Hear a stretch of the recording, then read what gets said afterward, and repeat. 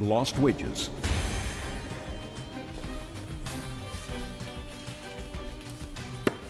Yeah, this is case number 299 on the calendar, the matter of Purdy versus Pawlowski. Parties have been sworn in, Judge. You may be seated. Folks, have a seat, please. You own a cab company? Yes. For how long? For 3 years. How many cabs do you have? About 8. You own them? Yes. And I gather what you do is you lease those cabs out on a weekly basis to people who want to drive them. They give you part of the money, and that's how you make your living, and that's how the drivers make their living. Yes. Is that right? Exactly. Okay. How much do you charge per week to lease one of your cabs? It's $400. And how much of what the cab driver earns do you keep? What percentage? I don't keep any percent, just $400 a week and... Flat. And Flat, they can exactly. drive the cab as much as they want. Correct. They can go 24/7 if they want to, as long as they can keep awake. Yes. Is that right? Yep, that's right. And they pay for and you pay for the maintenance, etc., on the cab. Yes. Do you get the same cab each time? Yes, they keep the car, the same car all the time. Okay. When did Miss Purdy begin to lease her cab from you? That was on July. Give me the exact date, sir. I can't remember exact day. That was... Well, you should have records. So you have a business, you have records, you have a business. So when for the first time did Miss Purdy lease a cab from you? It was about July 15th. Is that the same kind of about 8 cabs? Or was it July 15th?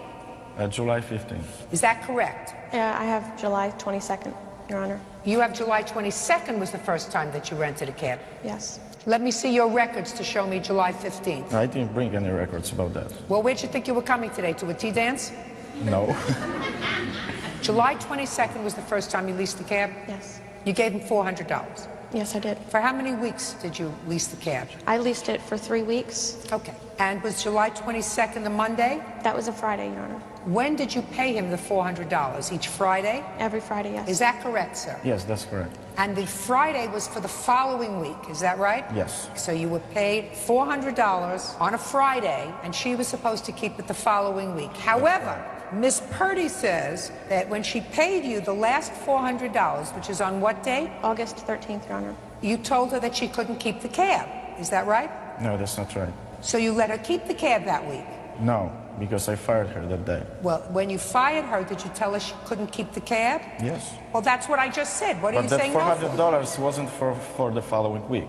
Well, that's what you just said. You said the Friday you got paid, and you allowed them to keep the cab for the following week. That $400 was exchanged for her check, which she gave me for a security deposit. Explain that to me, sir. She gave you a check for security yes, deposit. First, Hold when on. she started work. She gave you a check for security deposit. Is that right?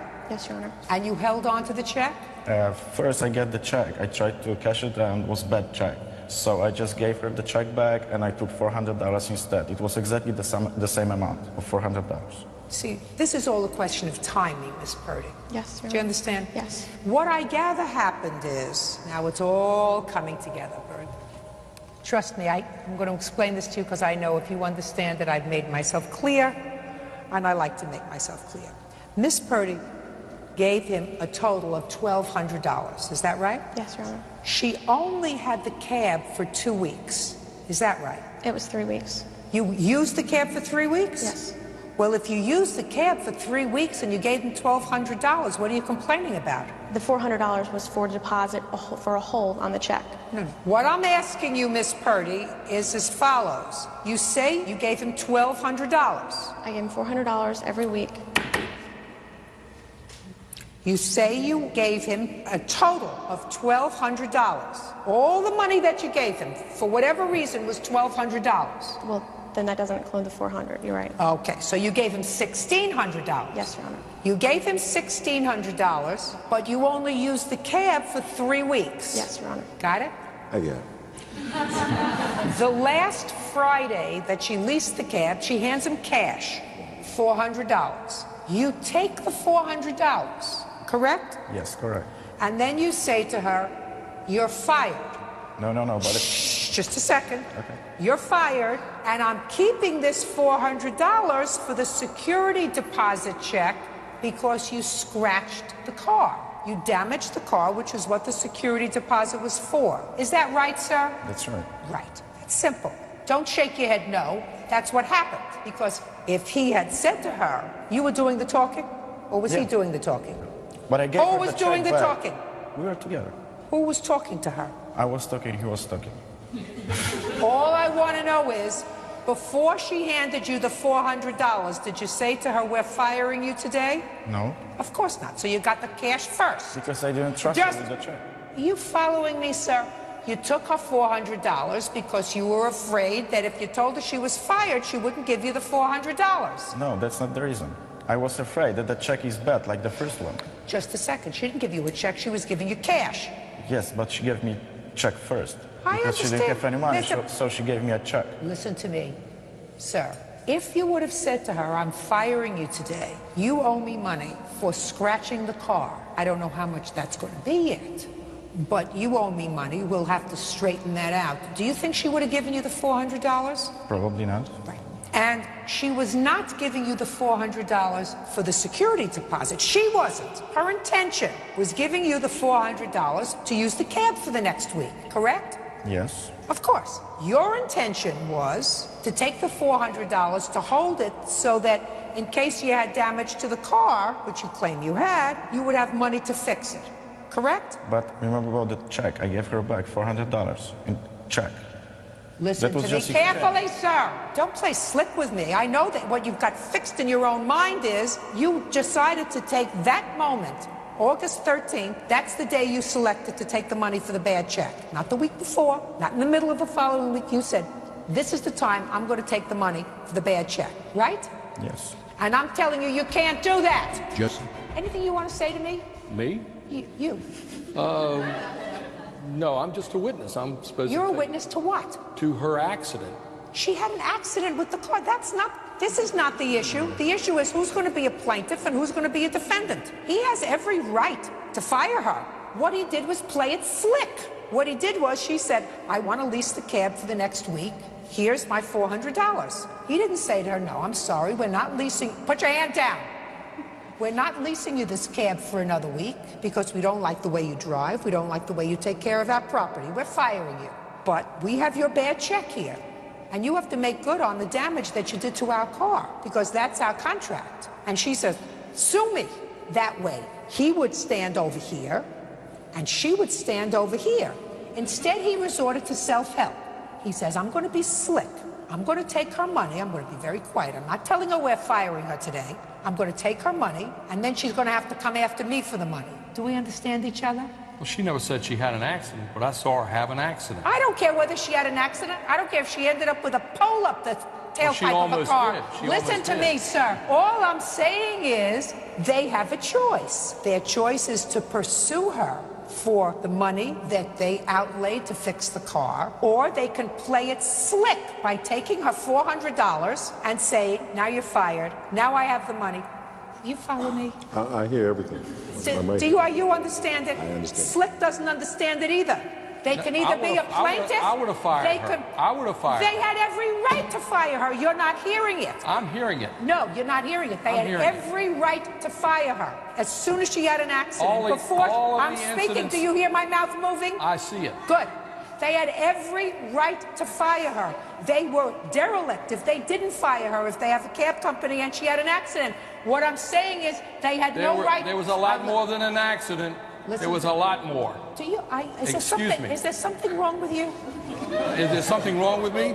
Yes. Are you just try paying attention? They had every right and an obligation to fire her. That's what I They would've had done. no right to take her $400 on the day that they intended to fire her, because her intention in giving them the $400 was to allow her to use the cab for the following week. And they took that money under false pretenses. Do you understand? Judgment for the plaintiff in the amount of $400. That's all. Rachel Cooper says she was assaulted during a custody exchange by her daughter's great aunt, Felicia Lisa West. Felicia claims Rachel is an unfit mother and is countersuing also for assault. Miss Cooper. Yes. Miss West is the paternal aunt of your baby. Yes. Who's the father of your baby? He's sitting right there. What's your name? Thomas Robinson. How old are you? I'm 24. Is this your only child? Yes. And since he's sitting over there, I assume you're not together. No. How old is your baby? She's 6 months. You have a drug problem? No, I don't. Have you used drugs? Yeah, before I had my baby. Have you used drugs after she was born? No. I drank a little bit. but What was your drink of choice?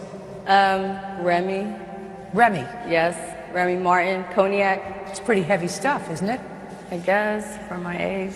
Who do you live with? I live with my mom now, Who else lives with your mother? my dad. Your lawsuit alleges that Miss West was babysitting for your daughter. You went to get her. Miss West refused to give her to you, and she assaulted you.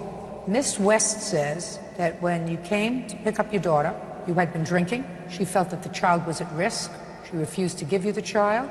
She says that you, in fact, assaulted her. So, when did Miss West start to babysit for your daughter? This was January 2nd. This was the first time that she has ever babysitted for me.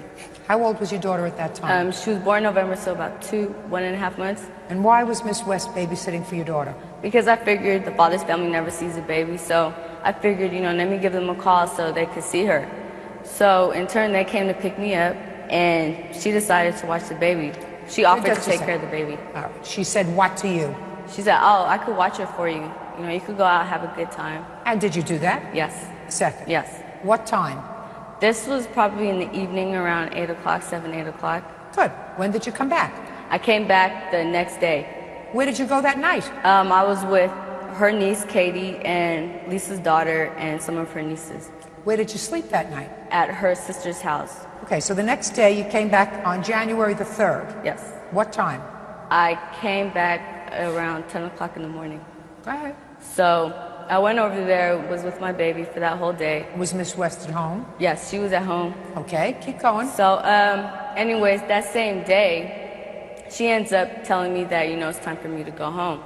I said, okay. She says, but you could leave your baby here and I could watch her for you overnight. I said, oh, no, that's okay. I could go home. She said, are you sure you're going to be able to take care of the baby because you've been drinking? I said, of course I'll be able to take care of my baby. I'm fine. Had you been drinking on the 3rd? Yes, I was drinking a little bit. It was New Year's, so. Yeah. No, the 3rd is not New Year's. Yeah. New Year's is December 31st. The 3rd is not New Year's. On the 3rd of January, had you been drinking? Yes. What were you drinking? The Remy? Yeah. And then you wanted to take the baby home? Yes, so. And she said no. She didn't want me to take my baby home. I said, well, can I stay here? She didn't want me to stay at her house. She's like, oh, I'll take care of her. She's like, don't worry about it. Go home and relax. She's like, because you're a new mom and you do need a break, and Thomas is nowhere around to be found. He hasn't called or keep going. anything. Come on, move it, move it. So anyway, so I go home. She drops me off at home. My mom asks, where's the baby? So I said, oh, Lisa's taking care of her. She says, oh, really? So I said, would you like to call her? So she calls her, and Lisa gets on the phone and said, oh, well, do you want me to call CPS?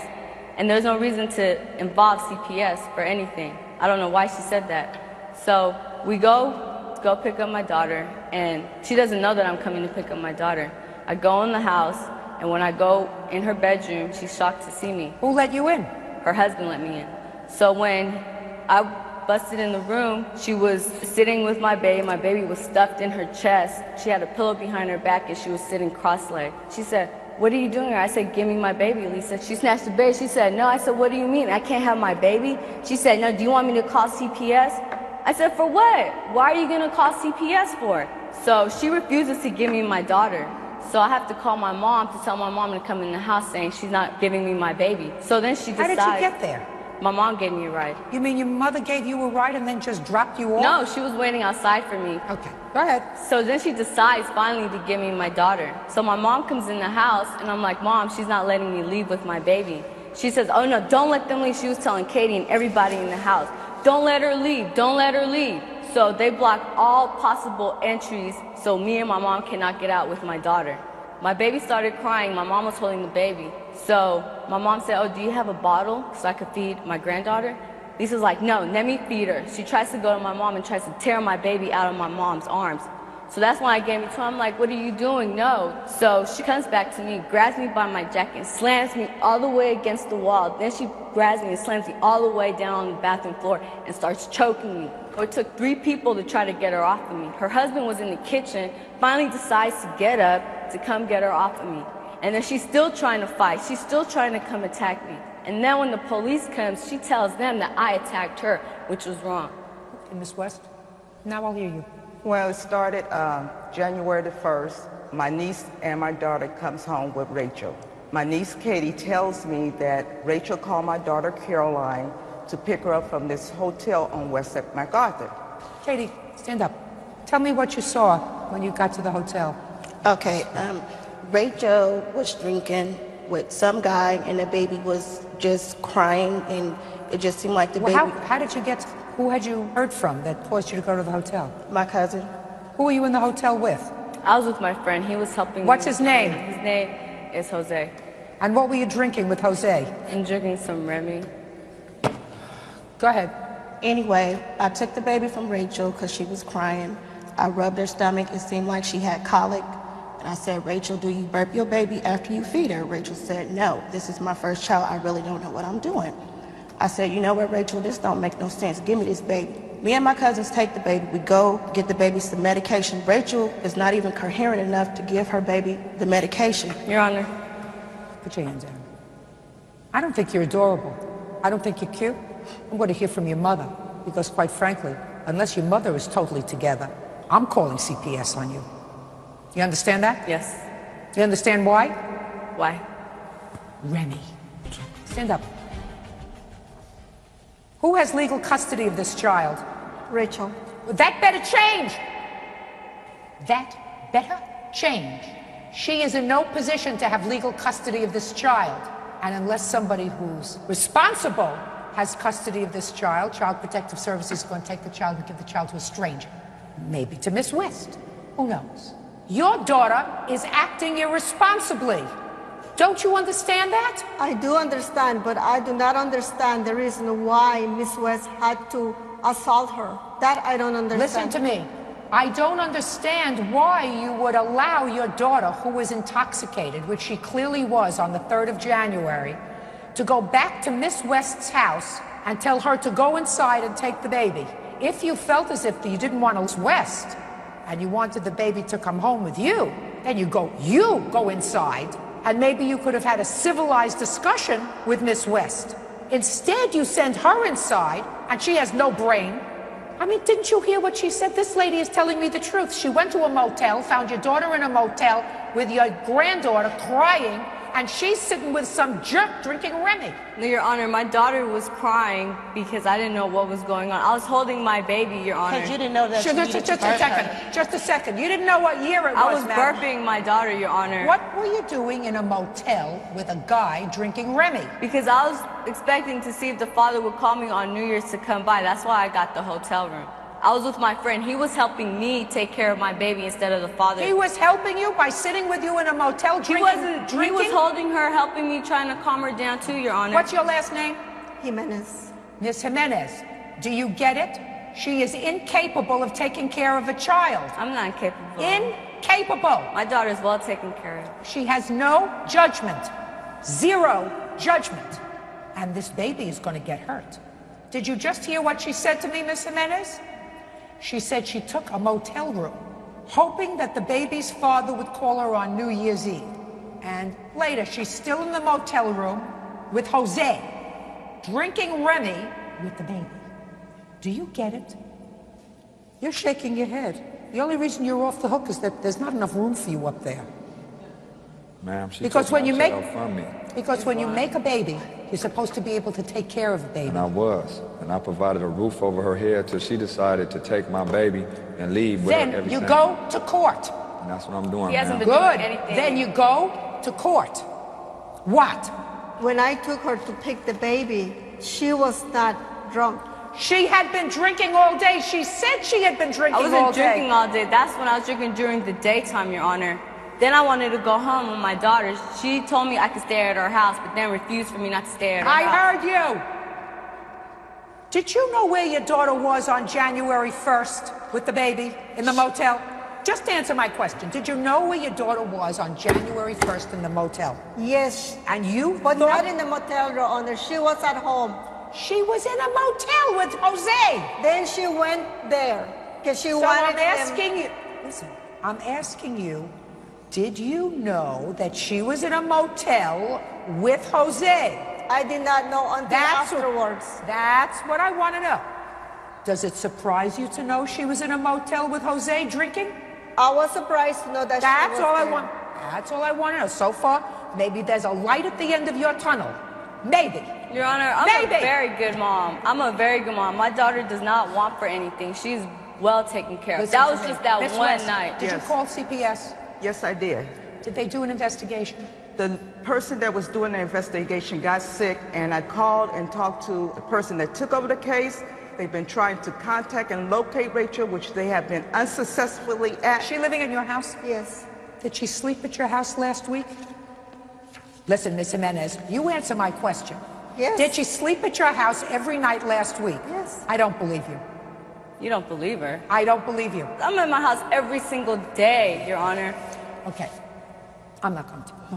So we're going to send this to Child Protective Services, just to be on the safe side, because I'm not hearing any reasoned response by this lady to her daughter's behavior.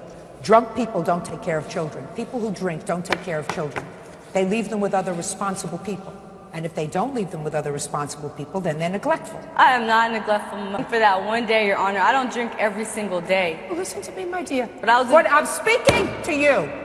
According to you, I only asked you about 3 days, January 1st, 2nd, and 3rd. And according to your testimony, you drank on January 1st, January 2nd, January 3rd. That's according to you. You say that she assaulted you? Yes. Tell me what she did. First of all, when we all decided on January the 2nd that Rachel was still under the influence of alcohol and other substance abuse, we all decided that Rachel needed a little bit more time to get herself together. Therefore, my husband and I told Rachel we'd be more than happy to watch her until she get herself together. You watch the baby? The child, yes. So Rachel said, but I want to stay.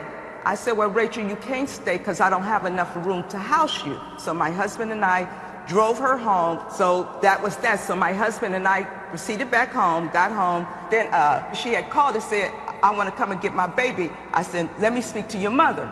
So her mother got on the phone. I said, well, the baby is fine. I said, she's asleep, and David and I, which is my husband, is going to take care of the child.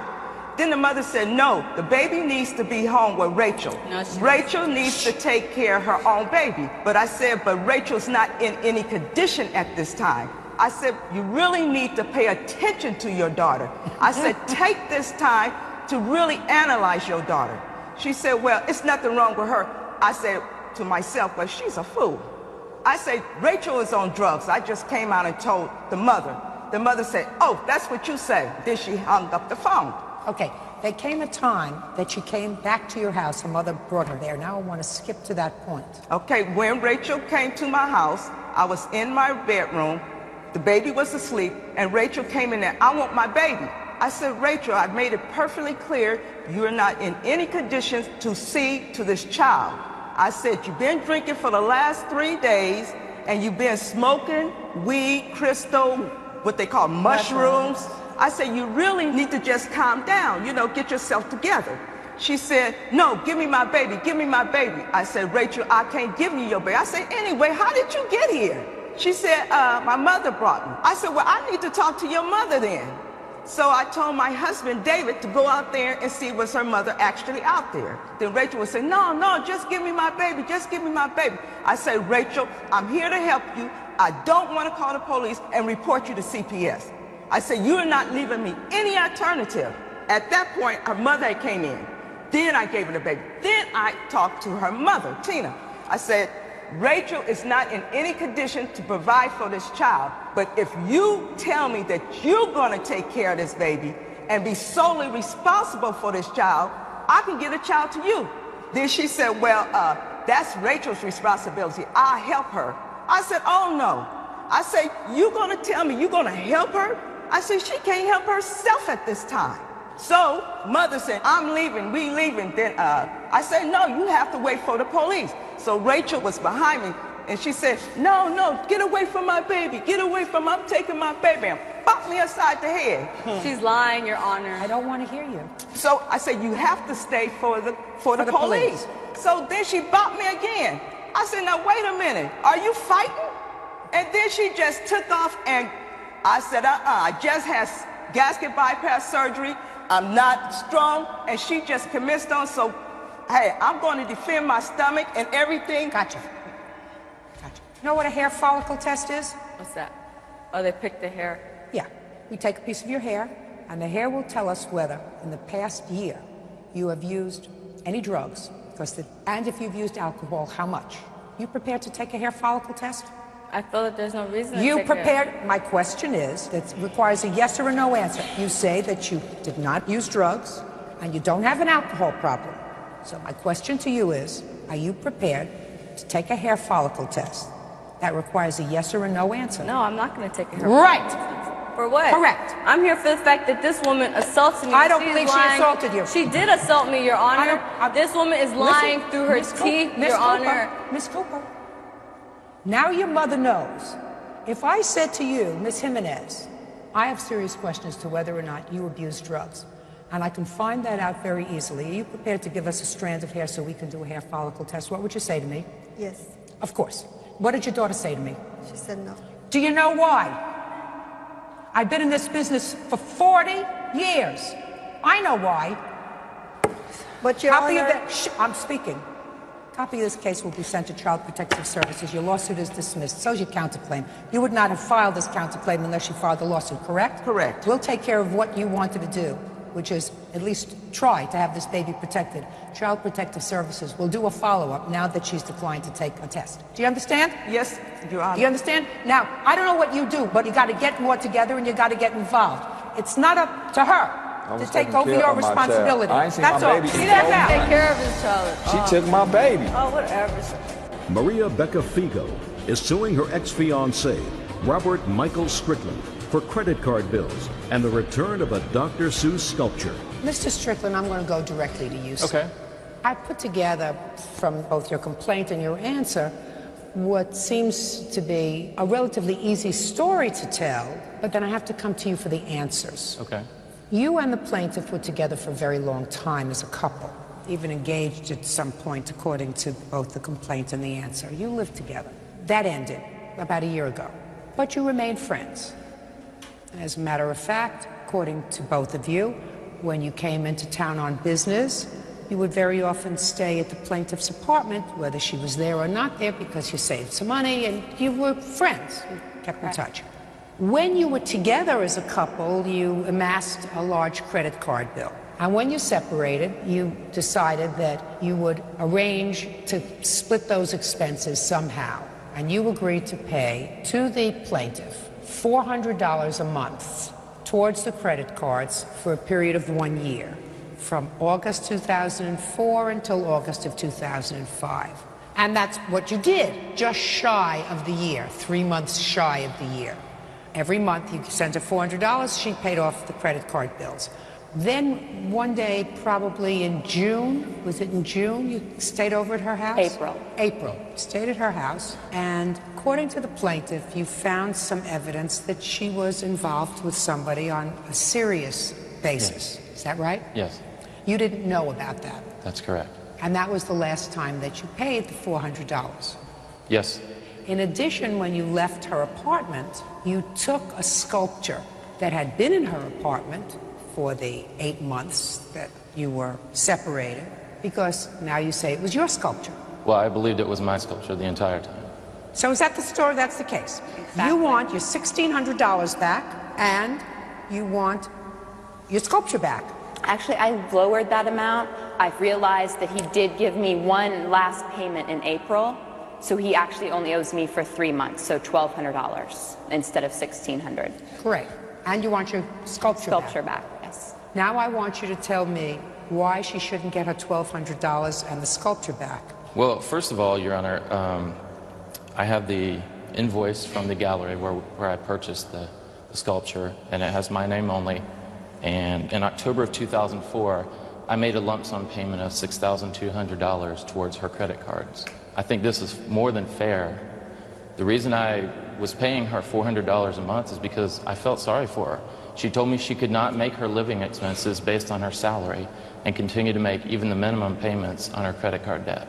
And as in April, when I found the evidence, I realized that... Well, she wasn't hiding anything from you, sir. You weren't a couple anymore. Well, the fact is that I'm back together. There was never a clear breakup.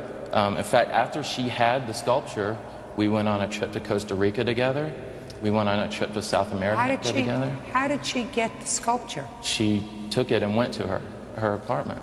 Explain how that happened. You had evidently acquired a lot of things Correct. While you were together as a couple. Right. You took some things. Mm-hmm. What did you take? I kept some of the possessions in the house. She also took a dining table and some other pieces of art. Is that by agreement?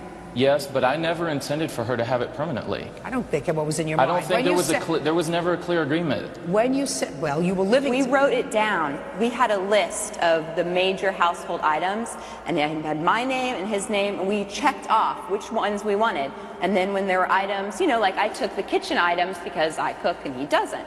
So when we got to the items that we both wanted, such as the sculpture and the other pieces of artwork, we finally agreed. What other pieces of artwork? Well, we have 2 other Dr. Seuss pieces of artwork that you have a picture of this piece of art? The one in question, yes. Yes. Can I see it, please? It's the one on the left.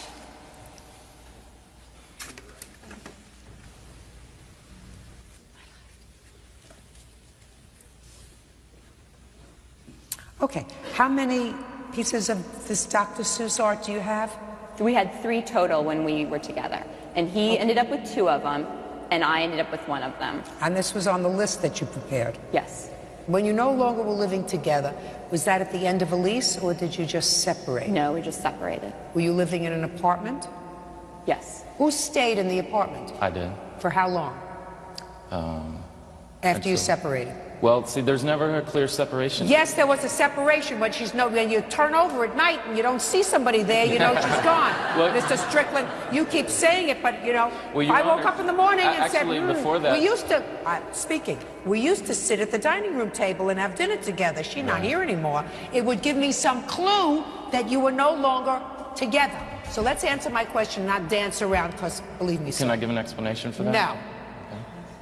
Because especially if there's a list, you take this, I'm taking this, you take this, I'm taking this, your name, his name. What's your first name? Maria. And yours? Michael.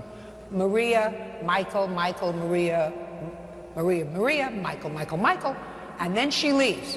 Now when she left and she took the sculpture with her and the dining room table or the kitchen stuff or whatever she took with her, you didn't call the police and report it stolen, did you? No, I did not. Because you anticipated that you still might get together and be a couple.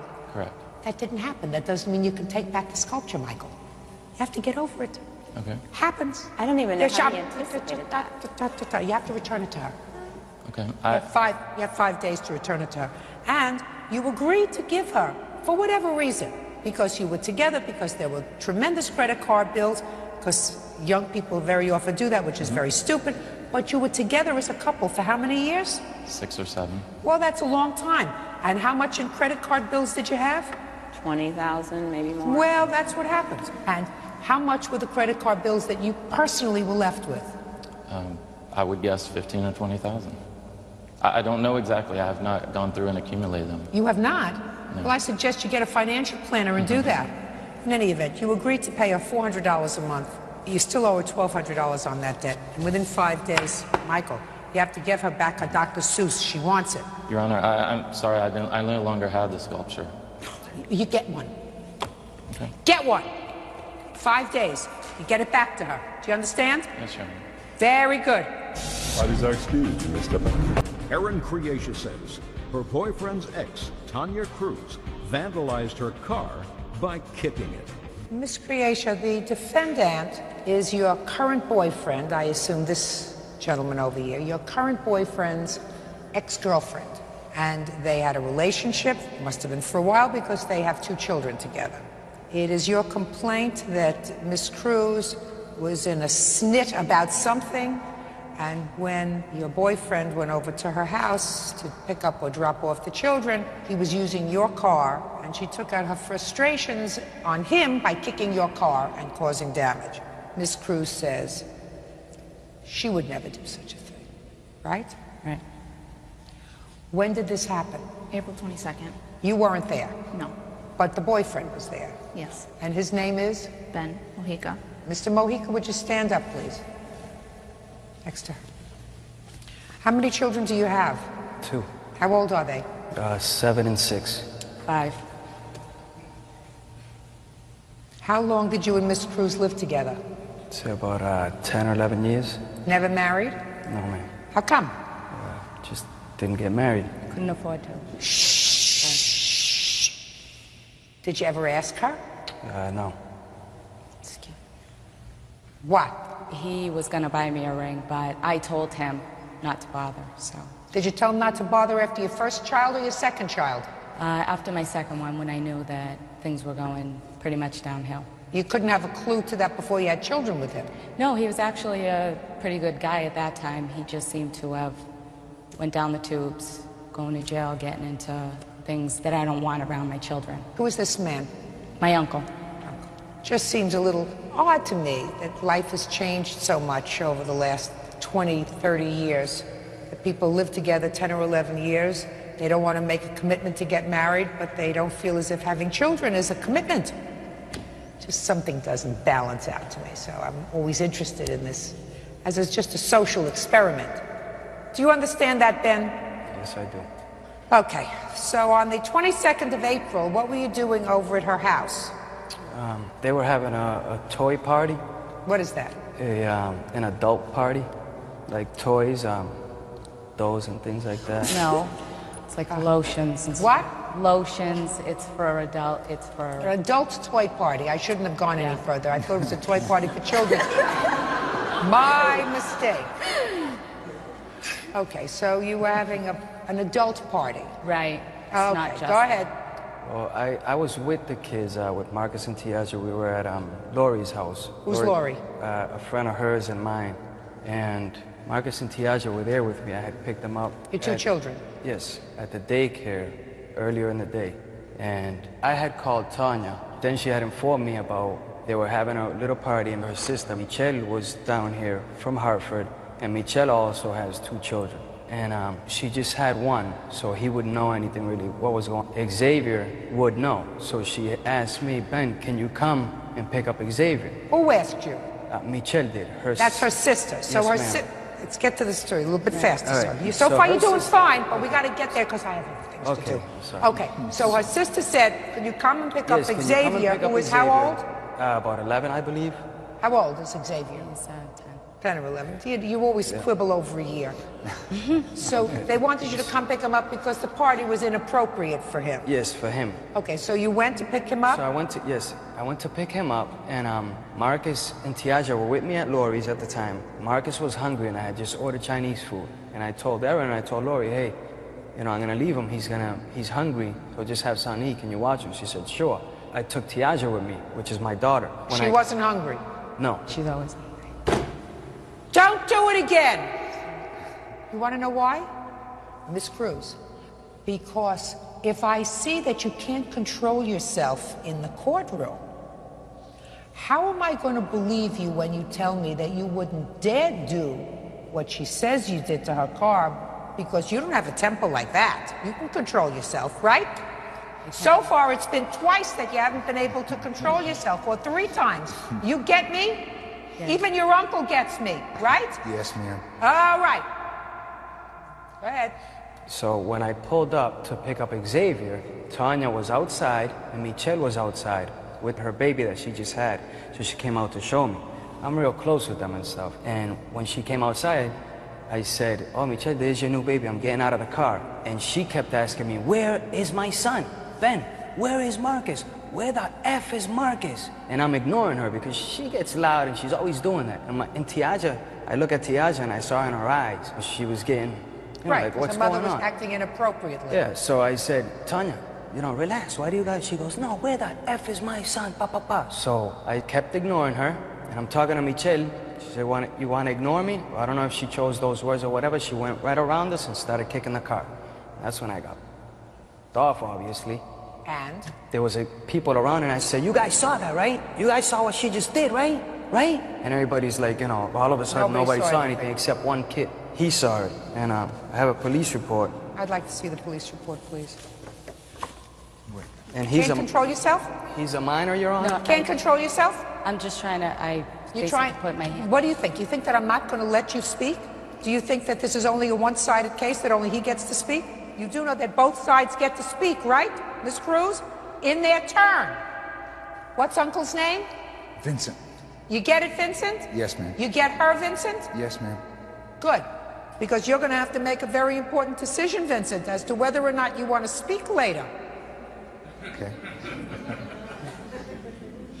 Because you don't look like the kind of guy that wants to be humiliated. All right. Okay, Miss Cruz, now it's your turn. 2005. How many people were at the party? At that point, there was probably about 4. Four My women? sister, yes. Where was Uncle Vincent? He was not there. So, Uncle Vincent saw nothing, is that right? Right. But when I went outside, they were outside talking, I noticed that my son wasn't in the car. I asked him, you know, where's my son? He ignored me, where's my son? In which he had told my brother she looked so good that I couldn't look at her. That was in his words. After he ignored me, I said, Tiaja, get out of the car, go get my son, bring him back. Why did you do that? Because he had just came back from Florida. For 2 years, he hasn't seen his children. So why are you gonna leave your kids behind? And my daughter not being hungry, she's hungry all the time, but that's irrelevant.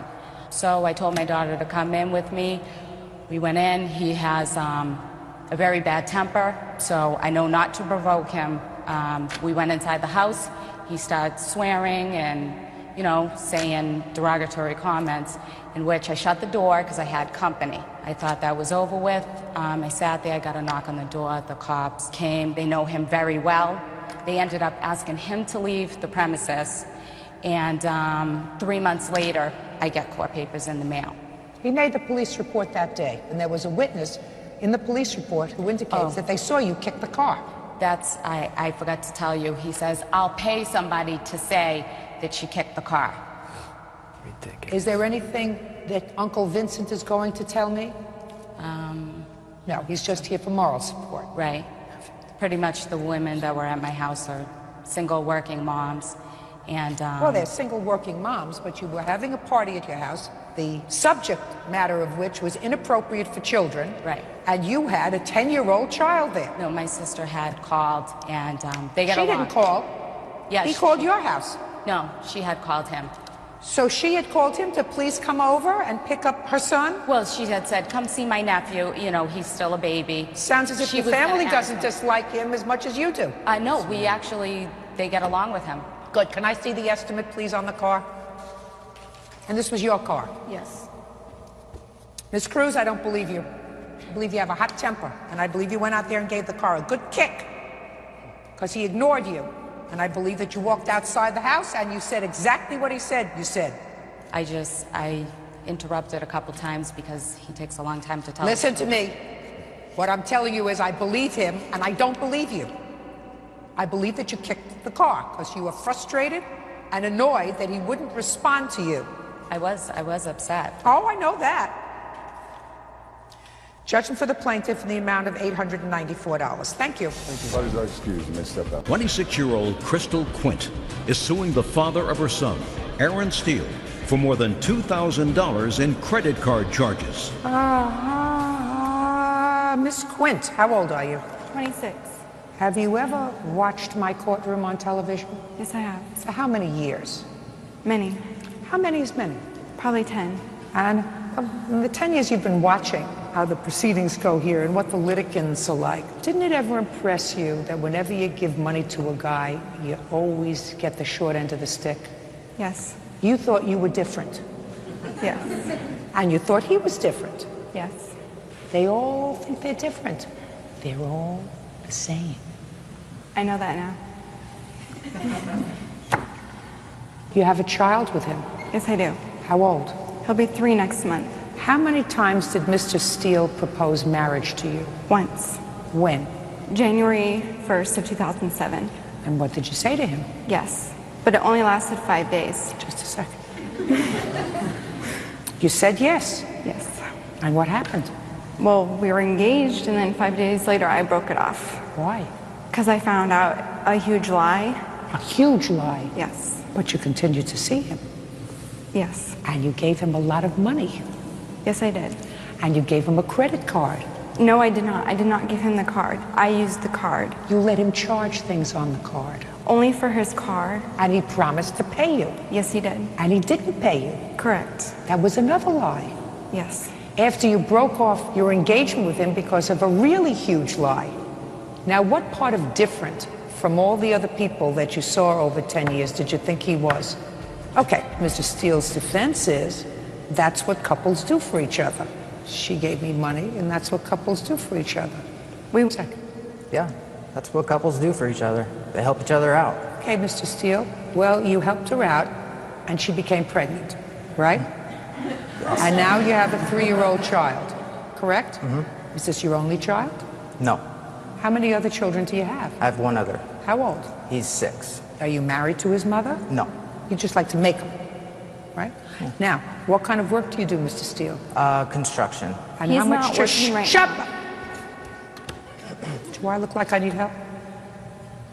You're in construction. Mm-hmm. And is there a child support order for Miss Quint's baby? Yes. How much? It hasn't been settled yet. Well, the child's 3. Mm-hmm. And for the last 2 years, have you lived together? No.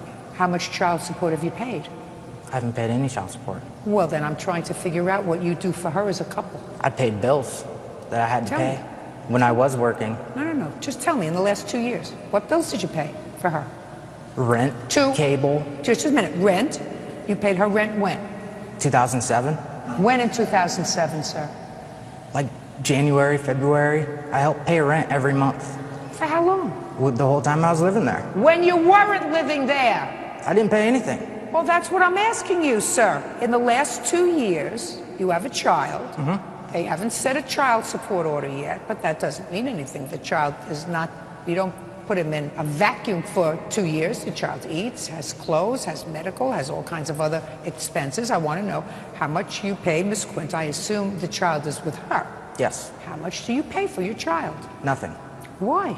I don't have the money, even Who if I did cares want to whether pay. you have the money or not? I don't care whether you have the money or not. Is it a boy or a girl that you have in Miss Quint? It's a boy. Your son doesn't care whether you have the money or not. He has to eat. Mm-hmm. And how much money do you send for your 6-year-old? None. You think that he lives on love too? I hope. I hope. You're a bum. You're a bum who spends a lot of money on his own jewelry. You think that I think you're cute? I don't. You may get young ladies like this who think that you're adorable. I guarantee you, to me, you look like nothing but a bum. Now, what did you take money from her for in 2008? You needed to have your truck fixed. And how much did that cost? Well, it was my car. I don't care whether it was a truck or a car. It had 4 wheels, not 2, smart aleck. Let's go. How much did it cost? About $4,500. And who paid for it? Crystal Quint did. From what money? On her credit card. And how did you think that that was going to get paid? Monthly payments. By whom? We were a couple. You weren't a couple in 2008. You told me that you moved out in 2007. You weren't a couple. Couples who have children together live together. You weren't living with her in 2008. I didn't plan on paying anything back to her. Well, that's a big mistake. Should have saved your money from K Jewelers and put a little money towards your car and spent a little more money on the children that you made. You pay you back any of this money, Miss Quint? He paid a total of $141. You have 2 children, right? I only have 1. You have 1. He has 2. Yes. Do you work? Yes, I do. Who do you work for? I work for a pet shop in Las Vegas. How long have you been working for them? Since the movement, I moved to Las Vegas, so a little over 3 years. You live by yourself? Yes, I do. Who takes care of your son? I do, 100%. He's in daycare when you're working? No, actually, he comes with me, and my mom comes picks him up. You sued him for support? I'm in the process right now. You waited too long. I know. He doesn't do anything unless he has to. I know that now.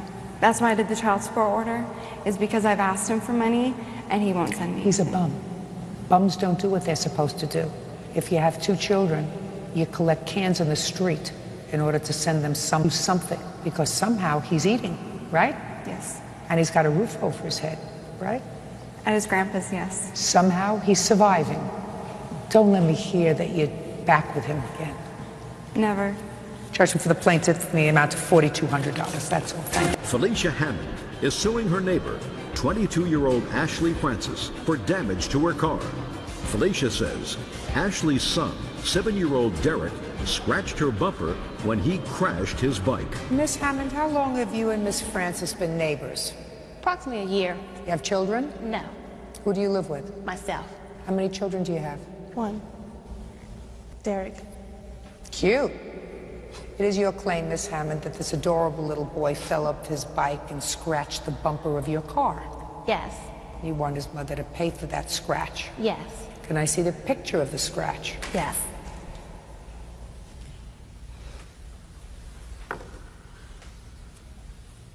You're talking about this little scratch right here. Yes. Does it have any other scratches on it? No, ma'am. So, tell me what happened.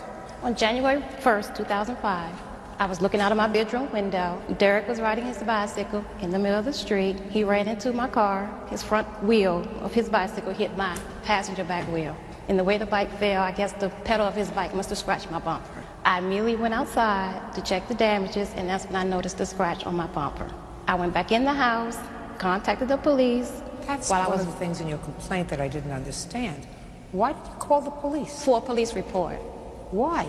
Just in case she didn't want to pay, just for my evidence. Well, instead of going over to Miss Francis first, before you called the police, I mean, that wouldn't have been my first reaction. I mean, might have been my first reaction if a big boy came up to your car and took a rock and scratched it. I mean, that's vandalism. This wasn't vandalism, this was an accident. It was an accident, yes. So I don't understand your overreaction in calling the police. Well, I wouldn't consider it an overreaction, but that was just... well, you may not consider it an overreaction. But I'm telling you it was an overreaction. Okay, well, that's what I did, and then after that, I went over and talked to his mother. What did you say to her when you went over? I told her that her son was riding his bicycle. He fell off the bicycle, and his bicycle damaged my bumper. Did you tell her you would call the police? I told her I called the police. What was her reaction when you told her you called the police? She just said, okay, we'll wait till they get here, and we'll take it from there. And she told me that she would pay me for the damages. Is that the conversation you had? Well, first of all, he fell off his bike. He came home to me and his leg was all scraped up and he was crying. 2 minutes later, I got a knock on the door and she was telling me, your son hit my car with his bike. I saw him hit my car with his bike. You will pay for it. I told her right now I'm not in a position to pay for anything. Me and my mother had talked and she asked, did I see it happen? Did Derek remember if it happened? Derek just remembered he fell off the bike. Derek remembered he fell off the bike and hurt himself. Right. Let us say, Miss Francis, that Derek fell off his bike and scratched the bumper of her car. Right. That's what happened. That's what she's saying. I'm telling you that's what happened. Okay. Well, there was also several kids that always play in that neighborhood. Don't make excuses. Derek fell off of his bike. She saw him fall off the bike at the exact same moment. He came home crying that he had fallen off his bike. He scraped his leg. It all fits. I don't care how many other people were around the car or around the neighborhood or around the planet. Okay. He didn't mean it. It was an accident. Unfortunately, Miss Hammond was not a good neighbor. And the way that she... I'm telling you, Miss Hammond, you were not a good neighbor. And if you had had little children, the first call wouldn't have been to the police to file a police report.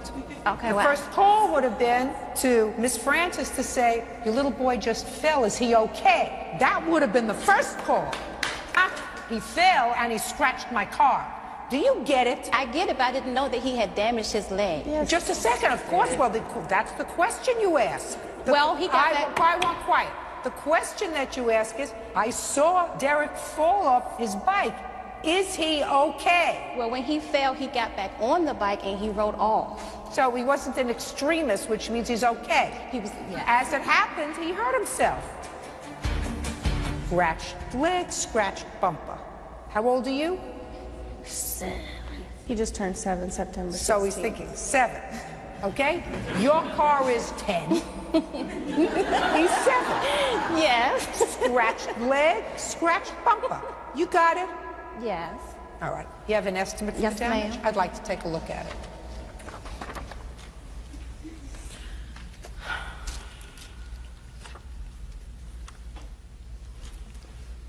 Is that about right, Bert? $300 to fix it? Guess so.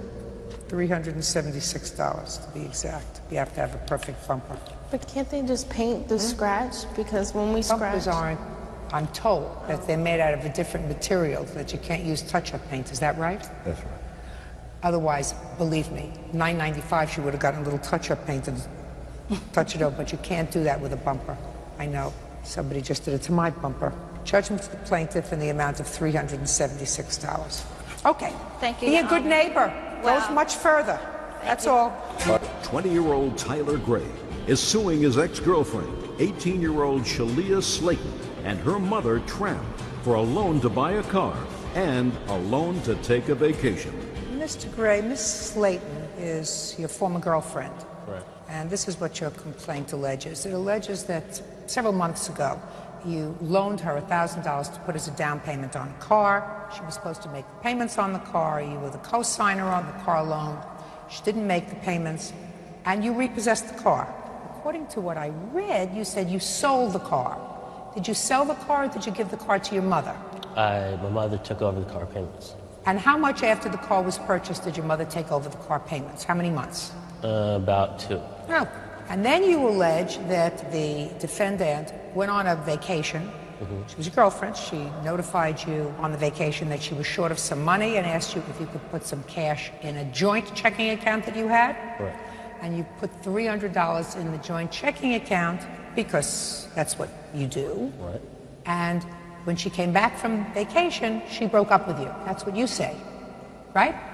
Yes, we broke up after I got back. No, your answer says that after you came back from vacation, you broke up with him, right? Yeah. So let's take care of the car first. Forget about the car. You gave the car to your mother. She used the car maybe 2 months. Car's your problem. Got it? No, actually, she... No, now you believe, trust me. I want you to trust me. I want you to trust me. That's it. Because if you had sold the car to a stranger at an arm's length transaction, and if there was a shortfall on what you were owed, I might listen to you. The fact that your mother took over the payments, that's not what we call an arm's length transaction. Say nothing. You're driving the car? Yes. That's it. The car is yours. You just bought a car for your mother. And if she's going to make the payments, that's deducted $300. Now, when did you go on this vacation? I went July 15th through the 18th, I believe. And where did you go? I went to Newport Beach to visit my sister as a graduation present. And when did you call him for the $300? Probably that Saturday I was there. Well, you went there on the 15th, 15th, 16th, 17th, and you came Yeah, back on the probably 18th. yeah, the second day I was there, I called him. And when did you break up with him? The night I came back, we actually ended up breaking up. You broke up with him? Yeah. Tell me why. We broke up because this was now a new chapter in my life. I just graduated from high school. I was starting college soon, and I wanted to focus on what I needed to do. When did you come to this revelation? On the 15th, 16th, 17th, or 18th? Don't speak to her. When did you come to this revelation? I had been thinking about it prior to leaving, and when And why did you call him and ask him for money? Well, because we had a joint account, and whenever he needed money, I would give him the money. Well, that's because there was goodwill between you. You think that if you had called him up on the 16th and said to him, what's your first name? Tyler. Tyler. Tyler, when I get back, I'm going to break up with you, but right now I'm visiting with my sister and I need $300. You think he would have put $300? Listen to me. You see how you just laughed? See, you just laughed? Just want you to think about that. If you had called him up on the 16th and said, Tyler, I've been thinking about our relationship. I want to move on. I need a new chapter in my life, but I'm down here with my sister. We're having a good time. I need $300. I'm short. Could you put $300 in our account? You think he would have done it? Probably not. Right. So you owe $300 because you weren't being honest with him. And the fact that you had a joint account where you each put money during the course of your relationship when you had a trusting, mutual relationship with him, that's one thing. But that was pretty sneaky. To break up with him the day you... Don't poke her! It was pretty sneaky calling him and breaking up with him 2 days later. How do you think he felt? He felt like an idiot. Felt like an idiot. This wasn't some revelation. Been thinking about it for a while. Well, this account was actually my account, and he couldn't get an account of his own, so I put him on as my account so that he could deposit his paychecks into there. Yeah. But towards the end of our relationship, he didn't have a job, and he was spending my money. So this was a way of getting money back? It wasn't getting back at him or anything like that. Sure it was. Sure it was. You figure you would cut your losses. What you did was not right. So far on his claim, he gets Zippo for the car, $300 that you had him put in while you were on vacation getting ready to dump him. Now, getting back to your counterclaim. Say nothing. I'm not interested. Do you understand? Let's get to your counterclaim. You say he overdrew your checking account by $700. Yeah. When did he do that? While I was in Newport. Show me.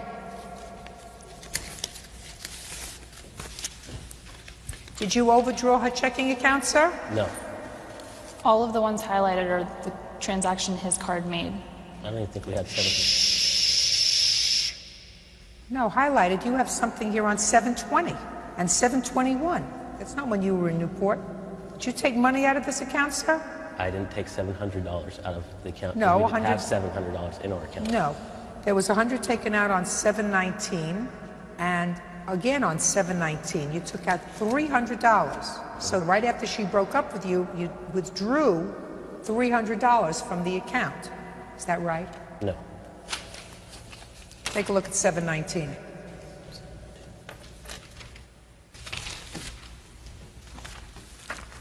$719, your account. 719, withdraw $100. Okay? And then there's another 719. I have 200. You're correct. I'm always correct. Judge Judy continues in a moment. Listen to me. This was your joint money. Up until the point when you're no longer a couple. And I can understand you going in and saying, I'm not going to let him make a fool out of me and take my $300 when she knew she was going to break 300. No. Your mother's driving around in the other 1,000. She purchased the car with the full amount that we bought it. She never made a car payment on the car. Arm's length transaction. I tried to explain that to you. If you don't understand it, go to a lawyer. They'll explain it to you better. I don't have the time to educate you. If you sold the car to a stranger, I would hear you. You gave the car to your mother. I don't want to hear it. You took your $300 back after she broke up with you, so you get no $300. Don't put anybody else on your checking account, madam. He put in $300, he took out his $300, so you don't owe him any money, and he doesn't owe you any money. Go, have a happy life. Goodbye, good luck, have a nice day. Parties are excused when they step out. Charlene Juergen says ex-boyfriend Colin Hager owes for a burglary, an assault, and a loan for bail. All right, Ms. Juergens, you and the defendant used to have a romantic relationship, and according to your complaint, something happened a year ago that caused all kinds of problems. There was a freeway altercation between the two of you. You claim he assaulted you, then he was arrested. Then you decided that you would help him out by bailing him out. You obligated yourself to a bail bondsman. You claim he owes you money for that. You claim he owes you money for the assault. You claim he owes you money for going into your apartment at some time subsequent to this altercation and ruining your property. Mr. Hager has a whole different interpretation of what happened on the freeway about a year ago. He says that you actually stole money from him, that you're not obligated to the bail bondsman. He's obligated to the bail bondsman. He's going to have an opportunity to tell me, but you're no longer in love? No. Absolutely not. You don't see each other anymore? No way. No. Perfect. So, tell me what happened a year ago, Ms. Juergens.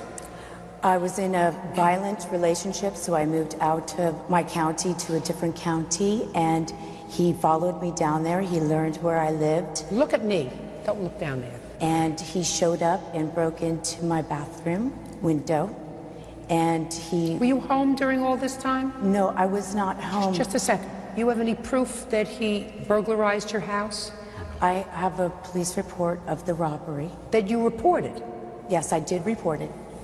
I can make a report. I can make a report that he burglarized my house. He admitted he went through my bathroom window on the police report. What date?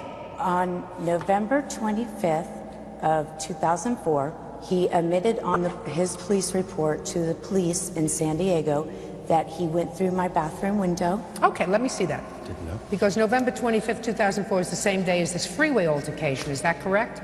Yes. Okay. Let me see the report where he admits that. I never even spoke to the police.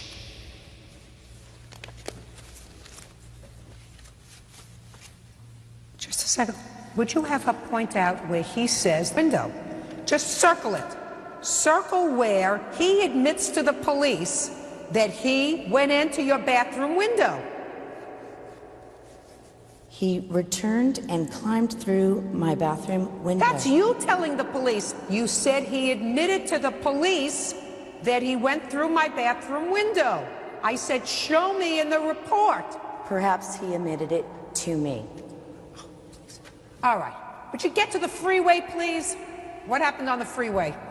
Well, I left my home because I didn't want any problems at my home, so I got in my car and I was traveling to my friend's house, and his car chased me, and I thought I should go right to the police department.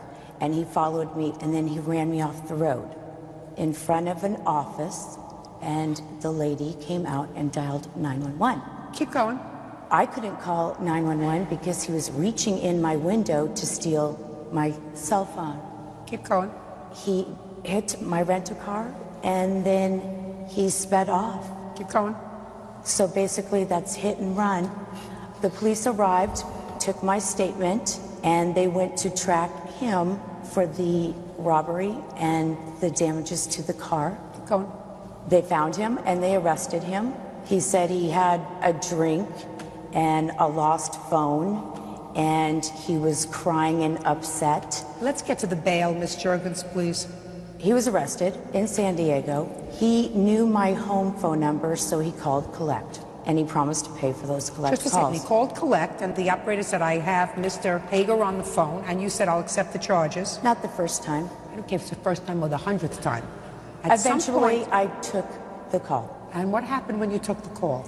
He was upset and crying and promising me that he would quit using drugs and he would go to AA and never drink again. Please help me get out. My family won't help me. My sister won't bail me out. Only you can help me out. So? I hung up on him and I called my lawyer. About what? I said, my ex-boyfriend was arrested and he's asking me to bail him out. And my attorney said, well, that's a great idea, because then you can bring him to us and we can get a retainer. So bail him out, sign for his release. You think I believe that? You think I believe what you just told me?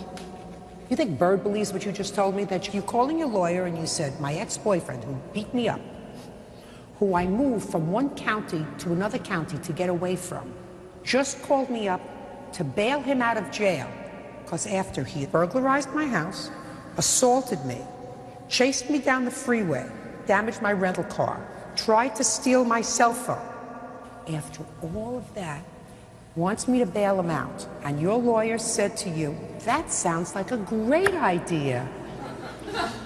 Why don't you do that, and we can get a retainer from him, and then we'll all be one happy family.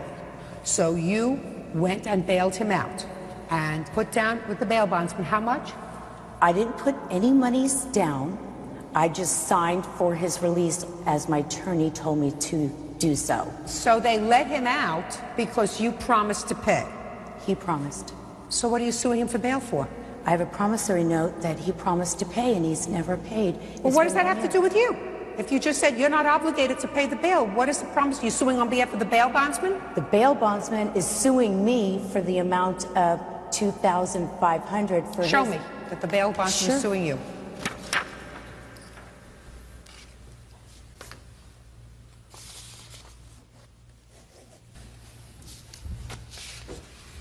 Well, they're not suing you. They said if this matter is not resolved, they're going to send this to a collection agency. Tell them to sue you. All right. Tell me this story about what happened, Ms. Juergens, when you signed him out and took him to your lawyer. Tell me what happened. My lawyers had him sign a retainer and they made $8,000 off of him. Yes. Then they called him and said, why haven't you paid that bail bond? It's going to collections, pay it. And he promised. Just a minute, why would you take him to your lawyer? This man who you fled from one county to another to get away from, who just burglarized your house, assaulted you in your home, battered your car, almost killed you on a freeway, why would you take him to your lawyer? To get him out of my county of San Diego and put him back in Orange County and let my lawyers handle it. How many lawyers are there in Orange County? About 1 million. Right. And according to you, we paid your lawyer $8,000. I guarantee you, another half dozen of the 1 million lawyers in Orange County would have taken the case for $8,000. So why you chose to take him to your lawyer, the whole story is so bizarre. And if the story is so bizarre, and if it doesn't make sense, it didn't happen that way. All right. Mr. Hager, I've listened to the fairy tale on this side. You want to tell me your side of this fairy tale? What really happened was she took off with my phone after coming to my hotel room. Where was your hotel? San Diego, Mission Bay. What were you doing? They're like getting ready to go to SeaWorld. You were getting ready to go to SeaWorld? Yeah. Who were you going to SeaWorld with? I was going to go to SeaWorld with my daughter. Was your daughter with you? No, she wasn't at the time. Where does she live? She lives down in Costa Mesa. Listen, Mr. Hager, you're always going to get tripped up on a little detail. Yeah. Because they make up the story as they're going. Do you understand? Oh, I'm not making it up. Oh. What were you doing in a hotel room, and what was she doing in your hotel room while you're getting ready to take your daughter to see the sea lions? My daughter wasn't with me at the time. She was in Oceanside visiting her cousins. Charlene came down there because she had to see me. Just a second. How did she know you were there, sir? She called me. On your cell phone? Yeah. Okay. And you told her, I'm here. Did you tell her before or after you arrived? After I arrived, I believe. And she came to your hotel? Yeah. What's the name of the hotel? I think it was the Hilton. Paid by credit card or cash? Credit card, I believe. And you registered there in your own name? Yes, yes. Why do you hesitate? Well, I have trouble with remembering details. Well, I mean, it would be a simple thing. Somebody said, did you register there in your own name? I'd say, of course. Yeah. I wouldn't say, Do you know what I'm saying, Mr. Hager? Yeah, I know what you're saying, yeah. It's the little details that are going to trip you up if I don't get an accurate story from you. Okay. Or as close to accurate in this fantasy that I want to get. All right. So she came to your hotel? Yes. For what purpose? To talk. About what? About a relationship, and also to try and talk me into backing off on some of the accusations and charges I had against her. For what? Battery, robbery, all kinds of stuff. Were there criminal charges pending against her at the time? Yes. Is that true, Ms. Juergens? 1, assault. Robbery is false. So at the time you went to his hotel, there was a current criminal action pending against you? Yes. Well, at least I got you in his hotel. That's different from the bathroom in your house. Now, according to you, she left your hotel with your cell phone, is that right? That's correct. And that's why you followed her on the freeway? Yes. Did you pay the bail bondsman, sir? Yes, I paid him everything up to about $2,500. Did you pay her lawyer any money? Yeah, and quite a lot of money. In fact, I paid her bill for the lawyer too. You did? Oh yeah, I have the receipt right here. How much did you pay her lawyer? $1,250 on one count, and then I paid $2,500 on another count. What made you so magnanimous? Well, you know, she kept telling me that we can work things out, and she loved me and stuff like that. Were those criminal charges subsequently dropped, Ms. Juergens? No, they weren't. Did that case go to trial? It did not. I changed my not guilty plea. To a guilty plea? Yeah, after 11 months. What was your sentence? Time served. How long had you been incarcerated? 48 days. What was the nature of the assault that you pled guilty to? He alleged that I scratched him and assaulted him and battered him. Is that right, Mr. Hager? Yeah, I have the report with the 5 stitches that I had, if you'd like to see that. I would.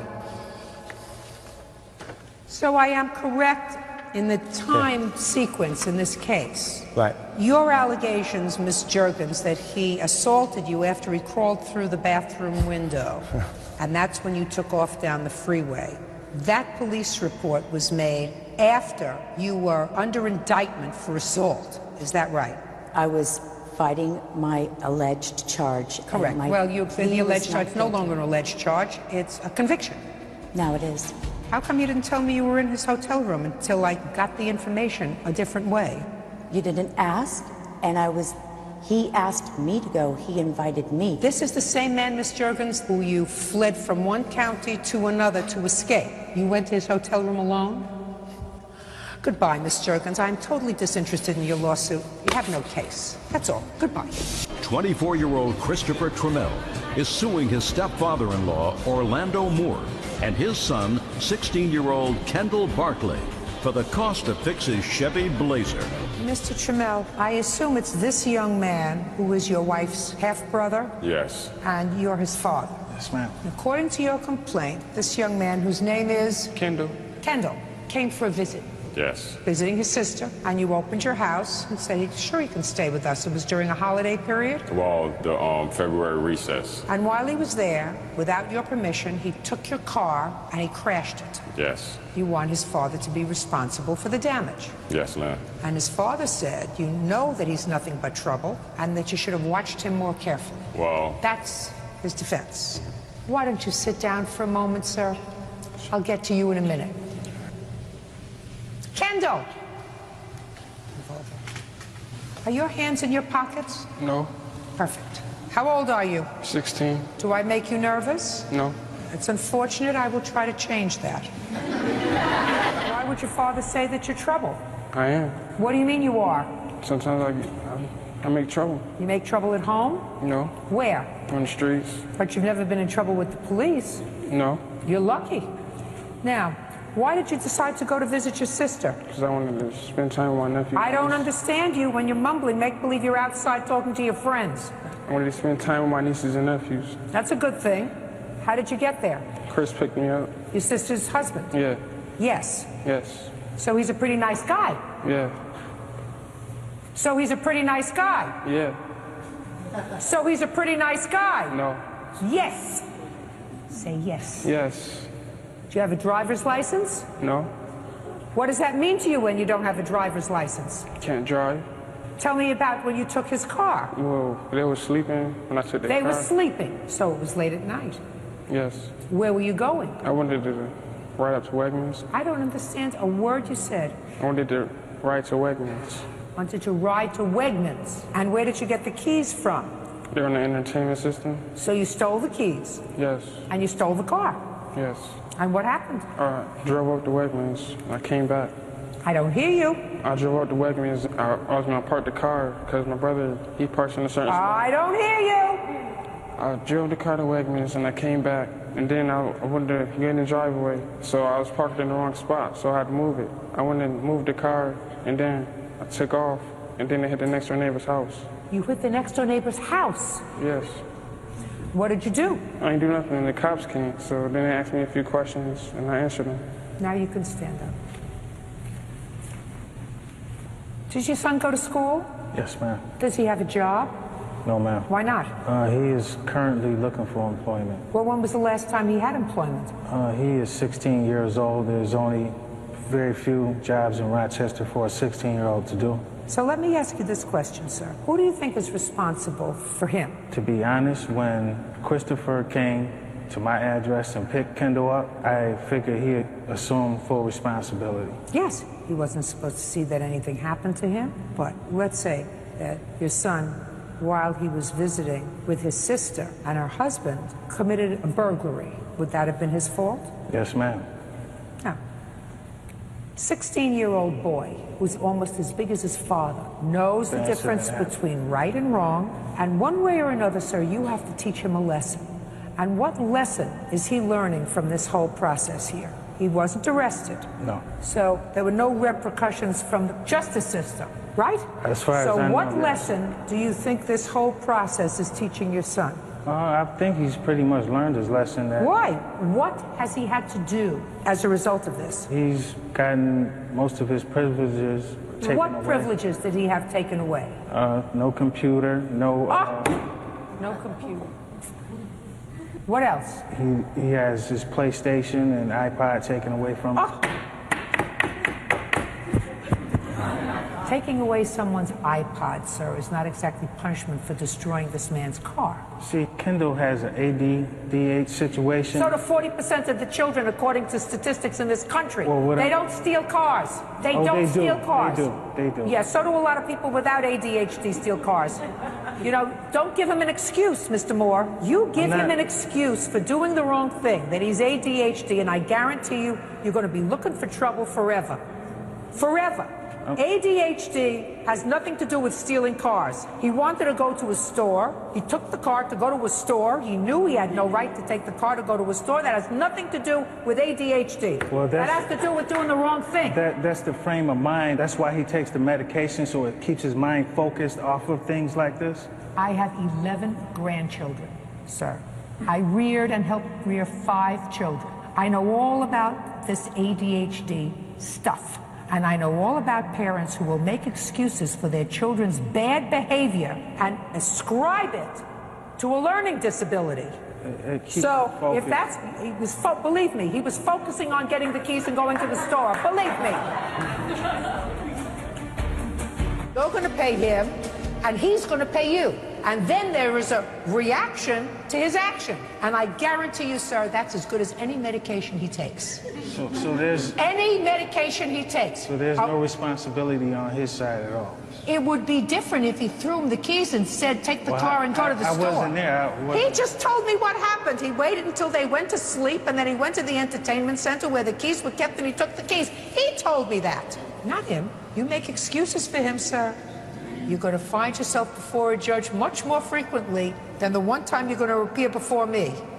And you give him the excuse of having ADHD for excuse for bad behavior, you are committing a terrible. It's an excuse. One thing had nothing to do with the other with regard to his taking that truck that day. And if you give him an excuse, you are parentally doing him a terrible disservice. I, however, am doing him a service. Because unless you want to be out $4,500 yourself, what you're going to do is you're going to have him get a job, and every penny that he earns he's going to give you until the $4,500 is paid off. Judgment for the plaintiff in the amount of $4,500. Norma Villa says her sister, Alicia Vasquez, owes for car payments, car repairs, and money loans. Miss Villa, the defendant is your sister. That's correct. And some time ago, she needed a car. You agreed to take out a loan in your name. That is correct, Your Honor. What kind of car did she buy? It was a 99 Volts Jetta. How much was the loan? For $11,809, I believe. So that was very nice of your sister. When did she take out the loan for you?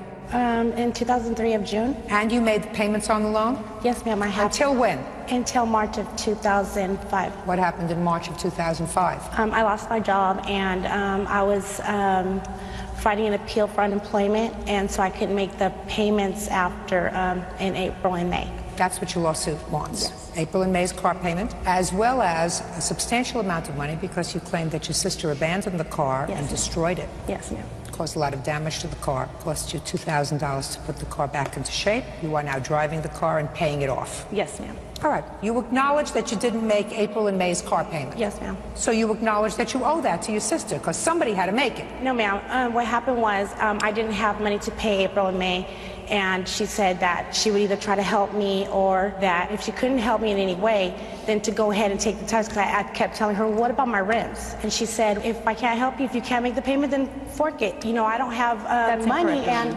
she said, I don't have money or anything, so go ahead and take the rims off. Miss Vasquez, somebody paid April and May's car payment. It was not you. Well, Your Honor, what happened was she didn't pay the April and May payment. Actually, she told me that the bank had reported the car stolen. So I lived with my mom. Somebody has now made April and May's car payment if she's driving the car. Yes, ma'am. Do you understand? Yes, ma'am. Who had the car in April? I had the car in April. Who had the car in May? I didn't, ma'am. But Just I also... a second. Listen to me. If you had the car in April and drove it, and you had the car in May and drove it, why should anybody else make the car payment for you? That was not your agreement with your sister. Right, ma'am, but see, what happened was we were waiting for an appeal to go through for my unemployment so I could pay those payments. I don't give a rat's behind about your appeal for unemployment. I asked you a very simple question. The very simple question was, if you drove the car in April and you drove the car in May, who should pay for the car? Well, I should have paid for the car. That's the answer. You drove it. You pay for it. Well, now she's driving the car, so... She's not asking you for anything else. And I put a down payment on the vehicle, which was $800. In 2003? Yes, ma'am. But I already paid $6,000 on the vehicle. How much a month did you pay for the car? I paid $328 a month. And how much do you think it would cost you to rent a car? I have no idea, ma'am. What do you do for a living? I'm a homemaker now, ma'am. Who supports you?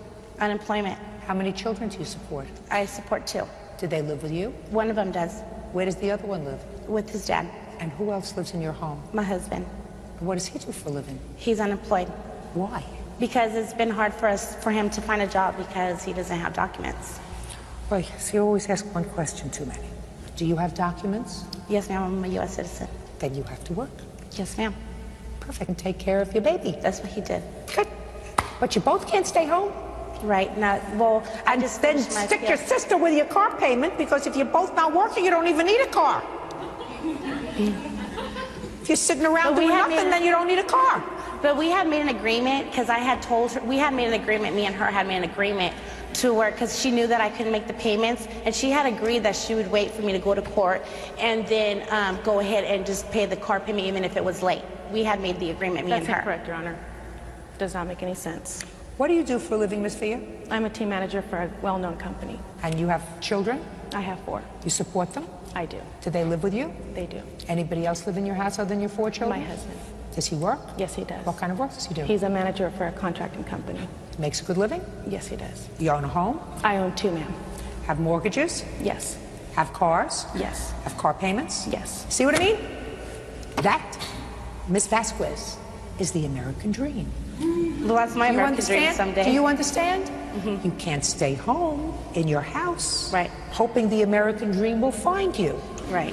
And you can't encumber anybody else with your problems. I understand, ma'am, but I was fighting an appeal at the time, and that's You why... already told me that 3 times. You don't visit that on your sister.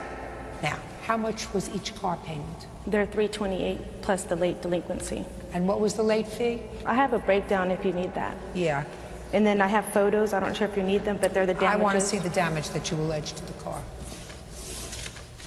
And the house that you see there in that photo is my defendant's witness's mom's house. So what a coincidence for that one. You told us to leave the car there. No.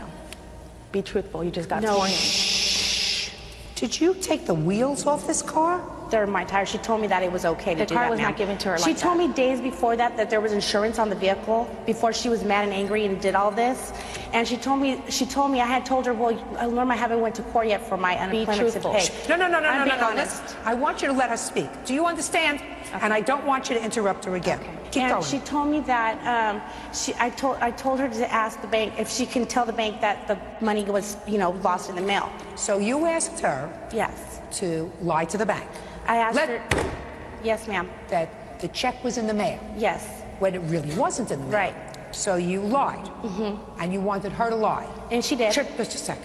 And according to you, she lied for you. She said that she was going to tell the bank that that it was lost in the mail, and by that time I should have my money to go, so I could go ahead and pay the payments with the late fee. Okay, so you asked her to lie for you, and she did lie for you. Right.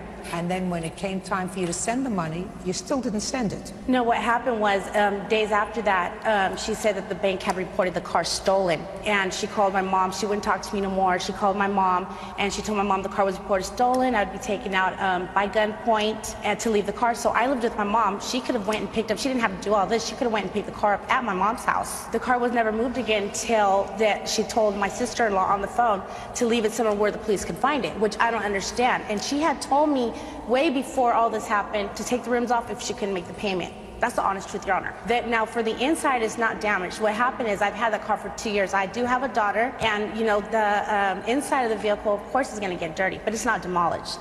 Just because you have a daughter doesn't mean that a car has to look like this. Well, it's the interior, ma'am.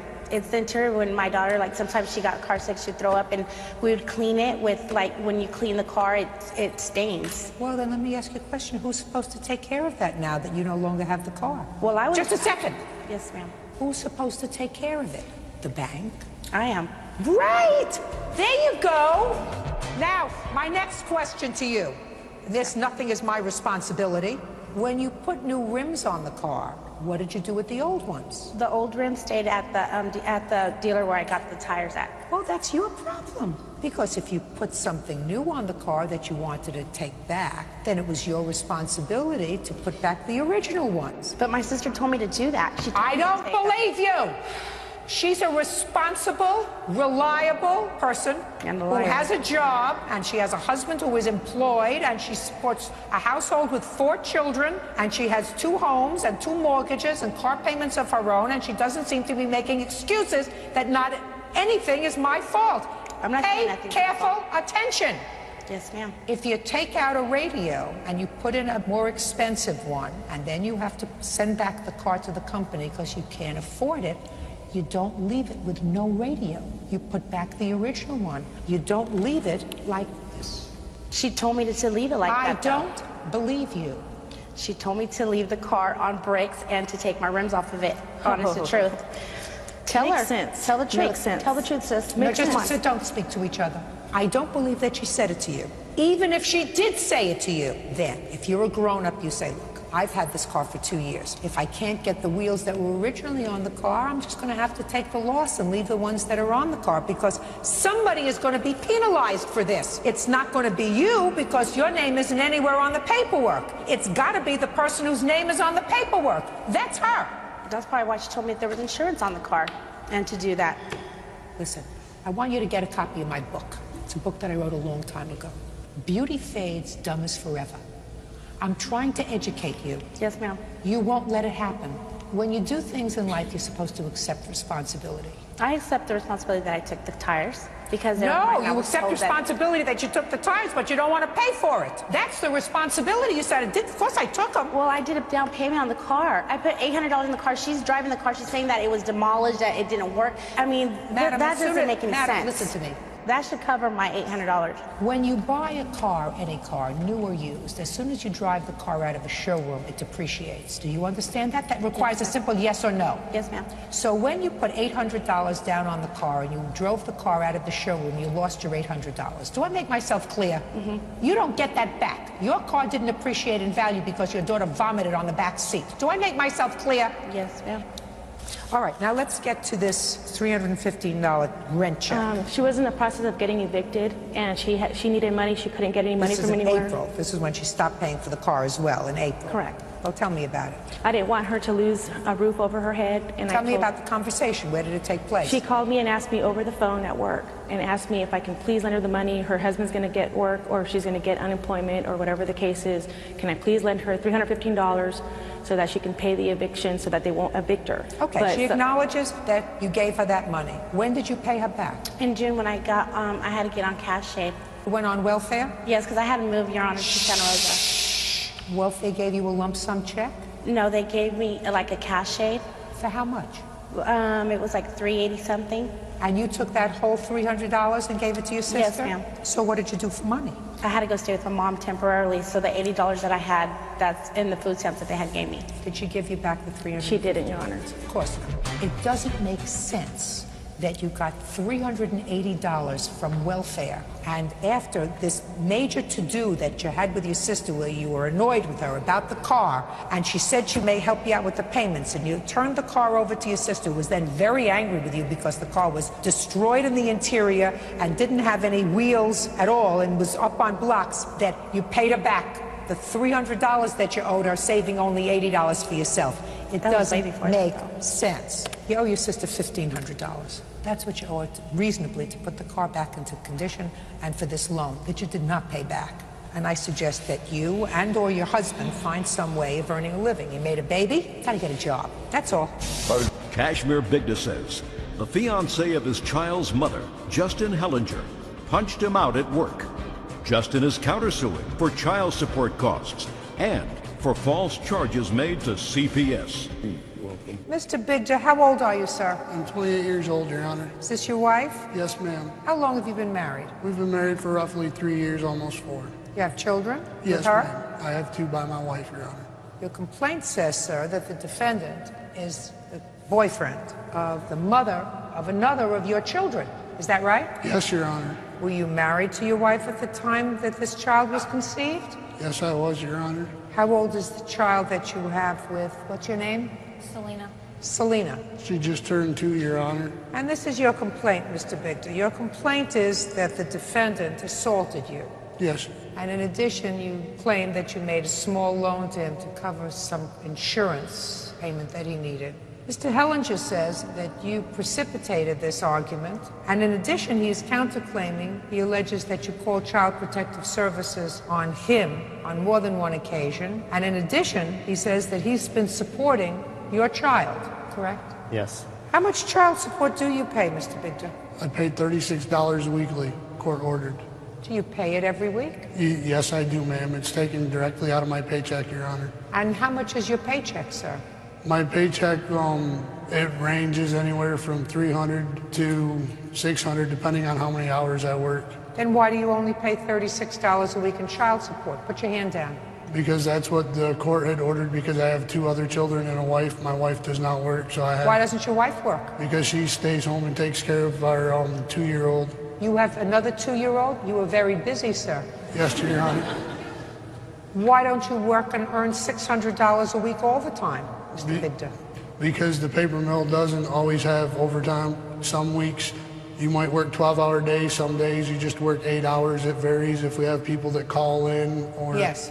I worked at the same paper mill, and overtime's always welcome.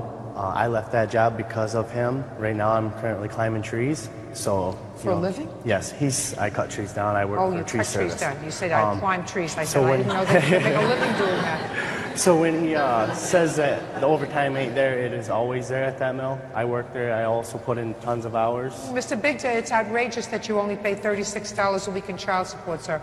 I'm telling you that right now.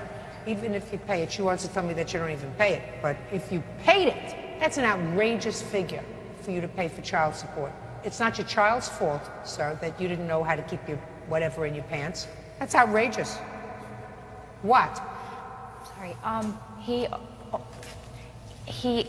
only received $26 out of that 36. 10 of it goes to the Department of Social Services towards arrears. Yes. And the rear support is actually medical bills for Mrs. Catterette for having the baby. It's not rear. No. It's not medical bills for her, sir. It's the birthing expenses for your child. Because when you make a baby, it has to be born. Yes, that's what right? Put your hand down. I don't know why you still tolerate him. Me, I'd be visiting him, you know, and bringing flowers. Now, I'm ready to hear, sir, your tale of woe.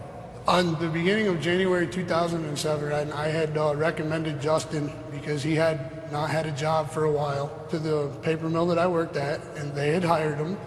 And on January 18th, I had loaned the defendant $50 to get his car insured so he could get to and from work. 2 days later, I had also loaned him another $20 so he would have gas money. And at that current time, I was out on disability due to my hand. I had to have carpal tunnel surgery on hand. And during that time, things were going good. I had come back to work roughly the end of February. And at the end of February... So you weren't paid for the entire month of February? I was paid. I had support reduced, and it was I'm all caught up as we speak. What'd you have it reduced to? How could they reduce it any lower? Because it was reduced because I was only bringing home $230 a week due to disability. I have proof of what I had loaned him. Get on to the...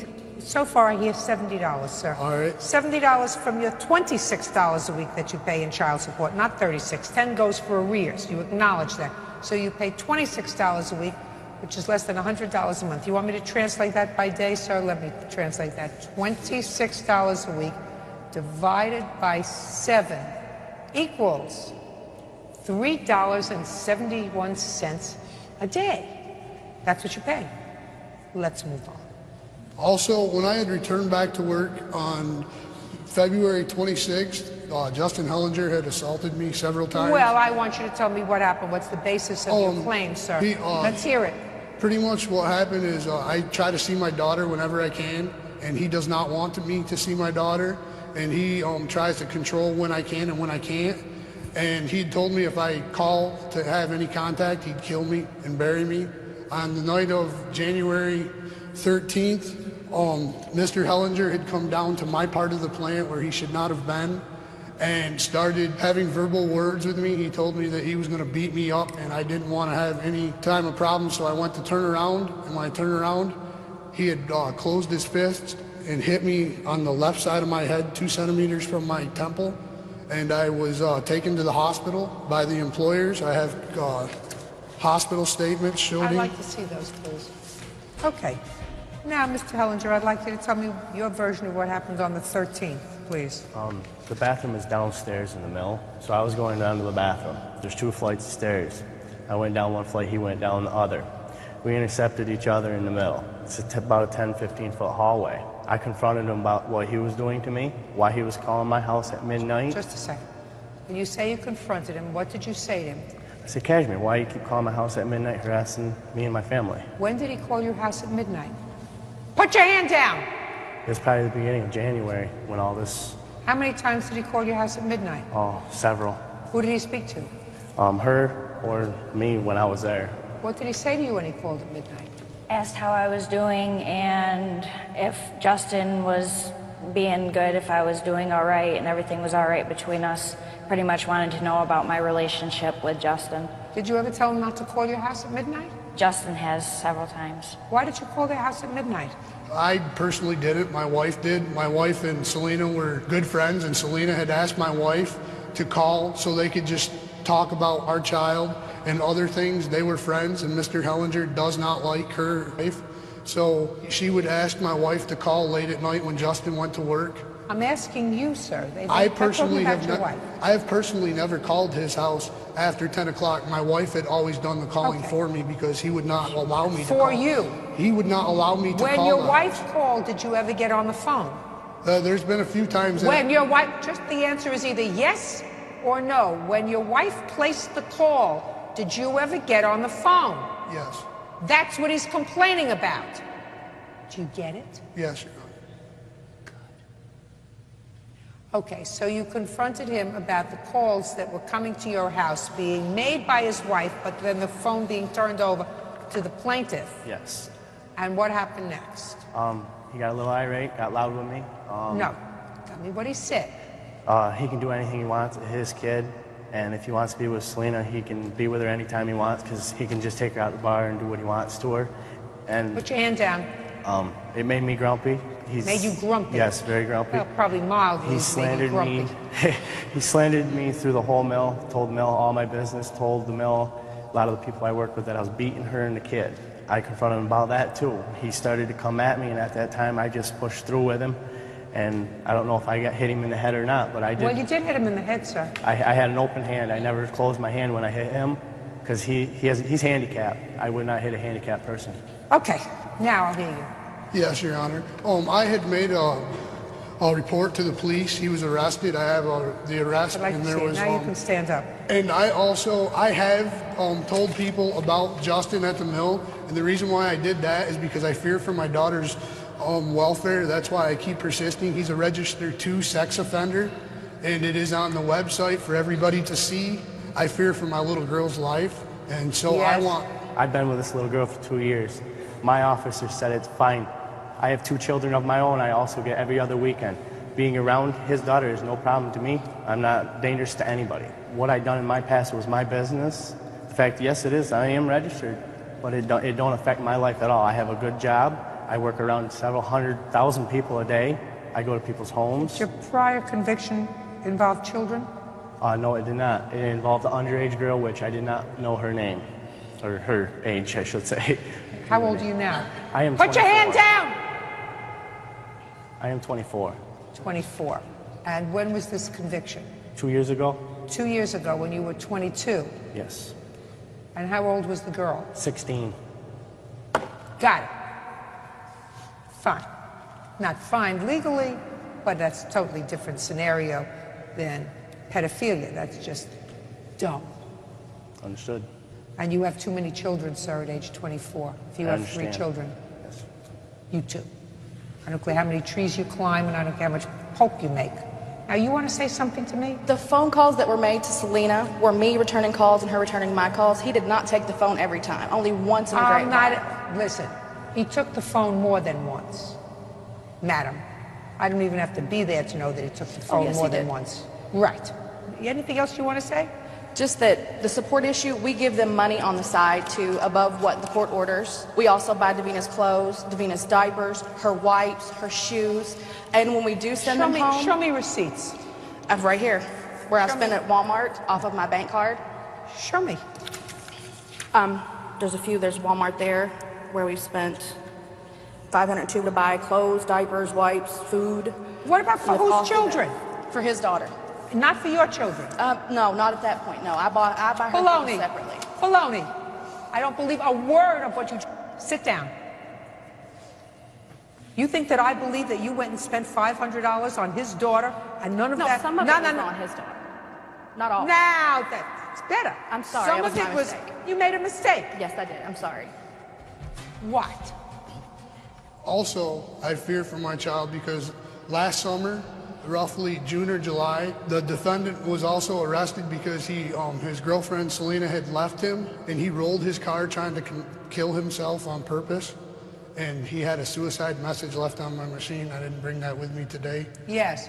The fact that I tried to kill myself has nothing to do with Yes, his it does. child. I was not with him. Yes, I no, got listen help. To me. Listen to me. That's a legitimate concern. I understand it is. Okay? That's a legitimate concern. If you have suicidal thoughts, that's one thing. If you act out those suicidal thoughts and you are around the child, that's a legitimate concern that a parent might have. You get it? Yep. Now, I assume that that formed the basis of at least one of the calls to Child Protective Services. No, it did not. Did it? Yes, it did. How many times did you call Child Protective Services? 3 times. Tell me about the 3 times. The one time was when he rolled his car, and Selena, the mother of my child, was worried, so we got together and had called. The second time was when he called my house going irate, and he threatened to kill me and bury me and told me I could not see my child, so I was very concerned about the welfare of my daughter. And the third time was due to him stalking and calling me names and stuff. He had even stooped low. He had convinced his girlfriend to go to the police and report that I had raped her. That's how our daughter was conceived. And the police had come to my house, and she was filed for making a false report and is under community service for trying to have me arrested. Yes. Is that correct? Yes. Okay. That's not good. That's not good. I was highly intoxicated the night that me and Kashmir, conceived my daughter. So? I don't remember any of it, and it was not a coerced thing. I went to the police department on my own. How much after your daughter was born? 6 months, maybe. So you had 9 months and 6 months? You had 15 months to think about it? I was not. Okay. Mr. Hellinger, he was clearly assaulted and you clearly lost your temper. So you have to be responsible for his medical bills. What? I have an unfounded paper from Social Services January 30th that he called on me where I was unfounded. Yeah, that's okay. He has legitimate concerns about you. Are you getting any help for yourself? Yes, I am. Good. You seeing somebody regularly? Yes, I do. Put your hand down. Listen, if you think that I find you a sympathetic character, I do not. You were disloyal to your wife. You created a situation that she's going to have to live with and suffer with her whole life if she decides to stay with you. She has 2 children with you. I guarantee you the day that you told her that you had another child the same age as your youngest child was not the happiest day of her life. So if you think that I believe that you're a sympathetic character, I believe that you are an unsympathetic character, sir. As far as the money that you claim you gave him, that hardly makes up for the amount of money he contributes to support your child. So he's going to pay your medical bills, which are roughly $500. Unfortunately, Mr. Hellinger, you want to be compensated for supporting his child. That's your prerogative. If you choose to do that, you do that gratuitously. That ain't a big problem to me, the harassment. Fine. And as far as calling, some of your behavior, sir, is questionable. And I suggest to you, I would continue with the help that you're getting because you probably need it. What? I also have proof that I lost wages. I don't care if you lost wages. When he Make up for it for the $26 a week that you send to support your child, or $3.71 a day. I'm telling you, sir, you are an unsympathetic person to me. I think that you would like to have control over this situation that you created. Were you drunk the night that she got pregnant? No, I was not. Was she? Yes. You know how unsympathetic you are? The scale of sympathy for me just went to a -10. So she was drunk, you weren't. You clearly then took advantage of somebody. That a fair statement? Yes, Your Honor.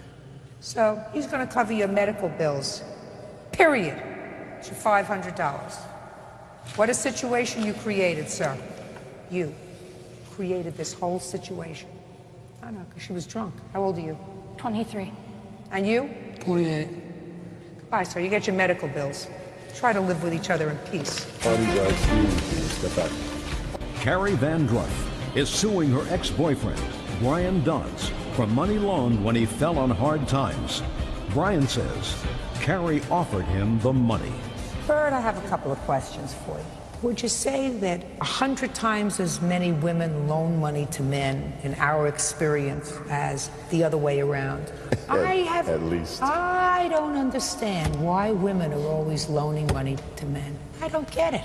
They're supposed to be bigger, they're supposed to be stronger, they're supposed to be the hunters, they're supposed to be king of the jungle, and they're always walking around with their hand out. What I still don't understand is, I've asked the women over and over again, why do you want to give this guy money, you know? And I'm not able to get an answer, but what I'm going to try to do from now on is to get the answers from men who look as if they're ordinary guys. Why did you take money from her, Mr. Dodds? Your Honor, at the time, it was the case that I was very, very short. Why were you short? I went through a pretty nasty divorce, and my ex-wife was taking me to court about every other week, and my lawyer was just killing me in fees. And at the time, I mean, it was coming up to Christmas time, everything. I was extremely short-handed of cash. That's all there is to it. What do you mean it was coming up to Christmas? What does the time of year have to do with it? I've got 2 daughters. I was really concerned about how Christmas was going to turn out. So you wanted to buy Christmas presents for your daughter, so you borrowed money? No, that's not what happened, Your Honor. She knew that I was short of cash, and she just straight out just offered it, and I did refuse it, that no, I couldn't ask that of you. And she said, that's what friends do, and I'd like to do that for you. And it was with reluctance that I took it. I'm not one that likes to take handouts. How long after that, Mr. Dodds, did you and the plaintiff stop seeing each other? Maybe 2 months. Was that a mutual decision or your decision? It was my decision to stop seeing her. Well, if it was your decision and you're a moral person, because clearly you were worried about your daughters coming up and not having Christmas presents in December, why didn't you start to pay her back? Shortly after I told her that, we were going to stop seeing each other. Did you just tell her, or did you send her a letter? I sent her an email, I believe, actually, Sent her an and I email. kind of explained to her. That wasn't until February. Go ahead. And I explained to her why, decided not to see her anymore. And Right. And it was just shortly thereafter that she became very, very nasty, and she accused me of giving her an IST, so it really concerned me. So I started going to different doctors, and I had some tests done to make sure that that was not the case. I was pretty concerned about that. So now I've got doctor bills that I have incurred because of her being spiteful or vindictive or whatever reason. So in the email where you explained that you were breaking up with her, Mr. Dodds, did you say to her, and I know that I took some money from you, and I know it wasn't a loan at the time, but I consider it my moral obligation to give you the money back, so I'm going to start sending it to you. Was that included in your email? I don't recall at the time. Let's say no. No. Let's say it wasn't included in your email. Now, how do you think that that made her feel? She gets this email from you after she's given you this money because she was a good friend, and she insisted on helping you out so that your girls would have a Christmas. And then you send her this Dear John email, because we're living in the 21st century. And the email has nothing to do with her $510. So she gets vindictive and nasty. That's what women do. You're lucky all your pants aren't cut in half. Ms. Vandrow. Yes. You have 10 seconds to convince me that this was a loan and not, I want to help you because you're my friend. And if you want to say, I can't do it, I'm more than willing to hear it. I have humiliated him sufficiently. What's your pleasure? Well, first of all this started about the same day that I did give him the money. He made a down payment on some land as well.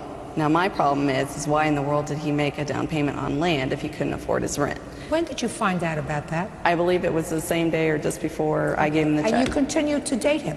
Unfortunately. You continued to share his home with him for a while. I wasn't living with him. I don't care whether you were living with him or not. You get my drift, Yes. madam? Yes. That's also what women do. They'll make excuses. They'll go through all kinds of mental gymnastics to justify bad behavior. So, you've had your 10 seconds and you haven't convinced me that this was a loan. I don't feel it was a loan. It wasn't. It was a gift. I mean, I gave him the money, and I did want to go ahead and help him, but he did send me an email stating that he would repay it. Oh, let me see that.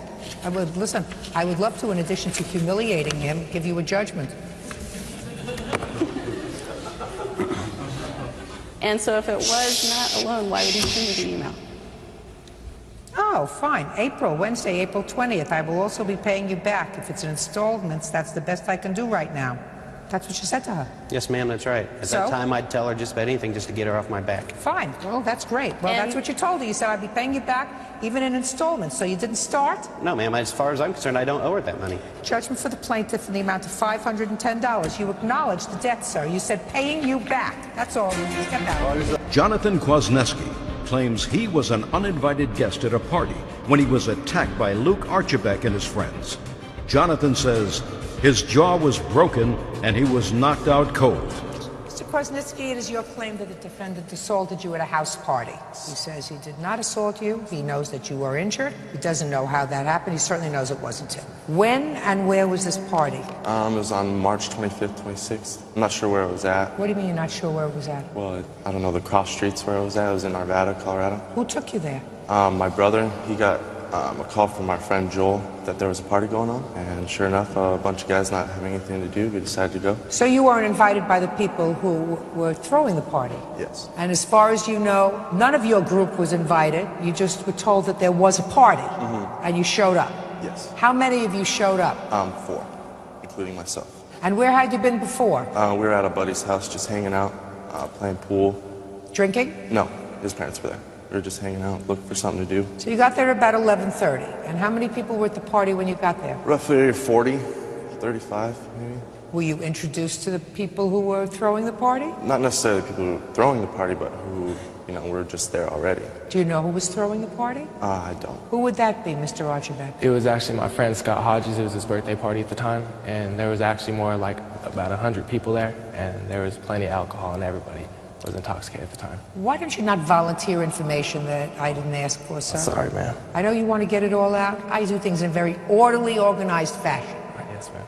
Got it? Got it. So it was your friend whose party? Scott Hodges. Scott Hodges. You see, if you just concentrated on answering my question, I would have understood you. Yes, ma'am. Sorry. Did you know who Scott Hodges was? No, ma'am. Who were you? Friend. Did you know who Scott Hodges was? No, ma'am. How old was Scott Hodges? He just turned 21 at the time. And this was at his parents' house? Yes, ma'am. And they were in or out? They were indisposed at the time. They were not in. They weren't indisposed. They're out, yeah. I'm sorry. They weren't home? Yeah, yes, ma'am. Okay, so tell me what happened when you got there, sir. We get there and we see that there's hardly any alcohol left. None at all. So we're, wanting to entertain ourselves, just talking around, meeting new people. And I'm just sitting there and I'm talking to this one fella, Corey. And, I'm talking to him, he has a big scar on his face. He said he got hit with a bat, so conversation goes on. He sees my friend Jeff and his twin brother. And he says, I know you guys. I jumped my friend. And he started getting, worked up. So I'm saying, hey, Corey, just, relax, just, pat him on the back. Next thing, he pushes me off and says, get the F off me. So I'm like, whoa, okay. So as soon as that happens, the whole crowd looks at me like I did something wrong. Almost as if I punched him in the face, just out of nowhere. So the whole crowd looks at me with just everybody staring at me, just wanting to beat me up. And I turn around and some kid hits me in the face, just punches me in the face. And I'm standing there like, what in the heck is going on? And Jeff comes up and says, Plus, don't mess around with this because we're outnumbered. It's like 4 of us and 100 of them. Okay, and so I'm like, okay, some guy gets in my face, talks crap. I don't do anything. I say, I'm sorry. Another kid gets in my face, says, well, you're gonna pay for what you did. I was like, I didn't do anything. Another kid gets in my face, blah blah blah. Next thing I know is I'm getting helped up, and I don't remember anything. And when I came to, I was missing my shoes, my face hurt, I don't even remember what happened. I barely even remember jumping the fence because we were trying to get away from those guys. Okay, so you ended up, according to your complaint, in an emergency room. Do you have the emergency room records? Yes, I do. I'd like to take a look at them, please. You have a police report? Yes. I'd like to take a look at that, too. Anybody arrested for this assault? No.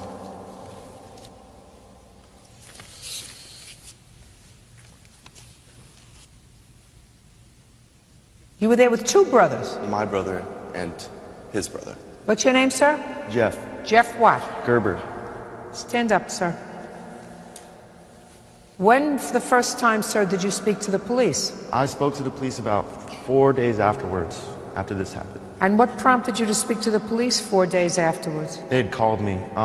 He went into the doctor's the day after, and he filed the police report then. So I was just waiting for them to contact me so I can give my side of the story. And when you spoke to the police, what did you tell them, Jeff? I told them that we went to a party where there was drinking and there was people. Did you drink? No, we were only there for about 10 minutes before this happened.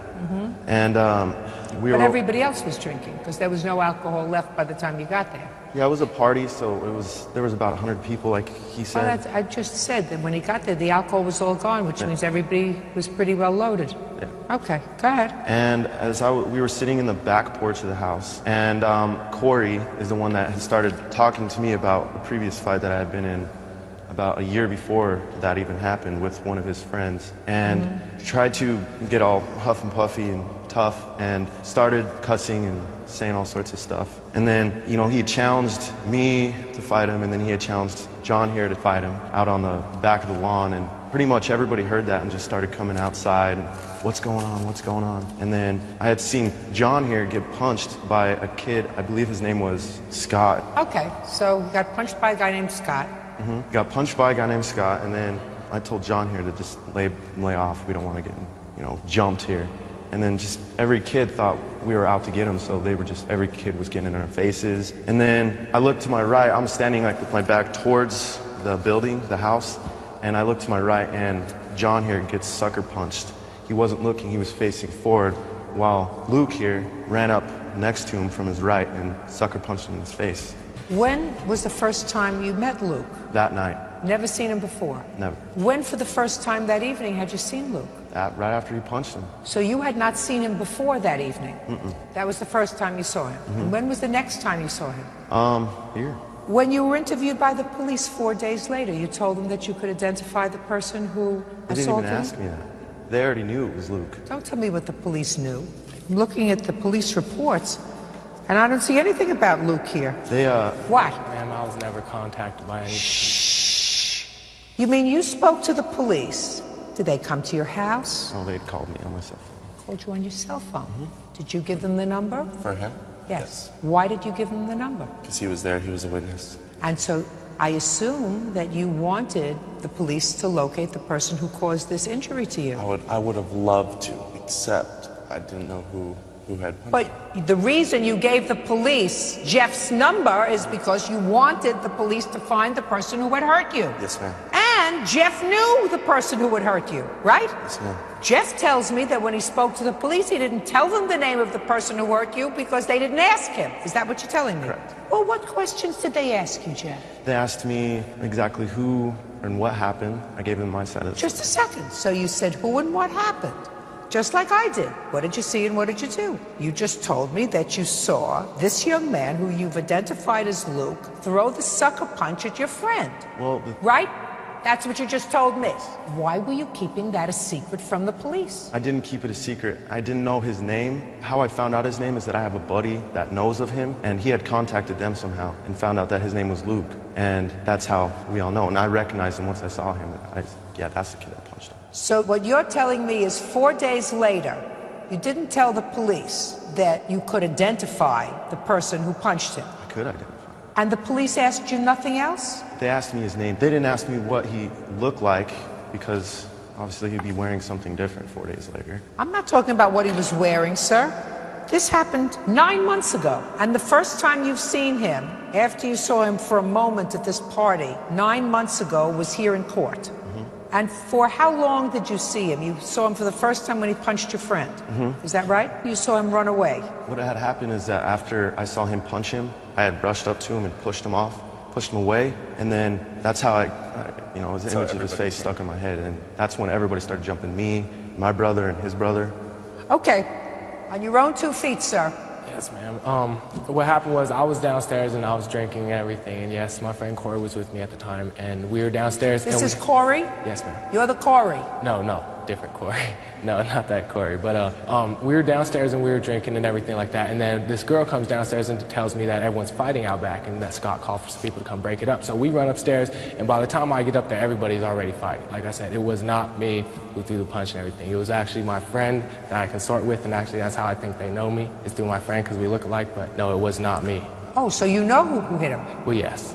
You know who hit him? Yes, kind of. Like... No. Yeah. Listen to me. So you look very much like him. Yes, ma'am. What's his name? Brian. Brian what? Look at me. And how do you know that Brian hit him? Just word around. Did you tell that? Look at me. Did you tell that to the police? No, ma'am. Like I said, I never came in contact with any police officers. You know the name Brian? No, ma'am. You don't? Well, you didn't know anybody at this party. You just showed up. Very stupid. You're the other Corey. Yes, ma'am. What's your last name? Sunday. Were you downstairs drinking? I was with actually Luke? downstairs, not drinking, but yes, I was there. Tell me what you observed when you went upstairs. Just a lot of people out back scuffling around, grabbing each other, swinging. It was pretty hectic. You know this person, Brian? Yes, I know of him.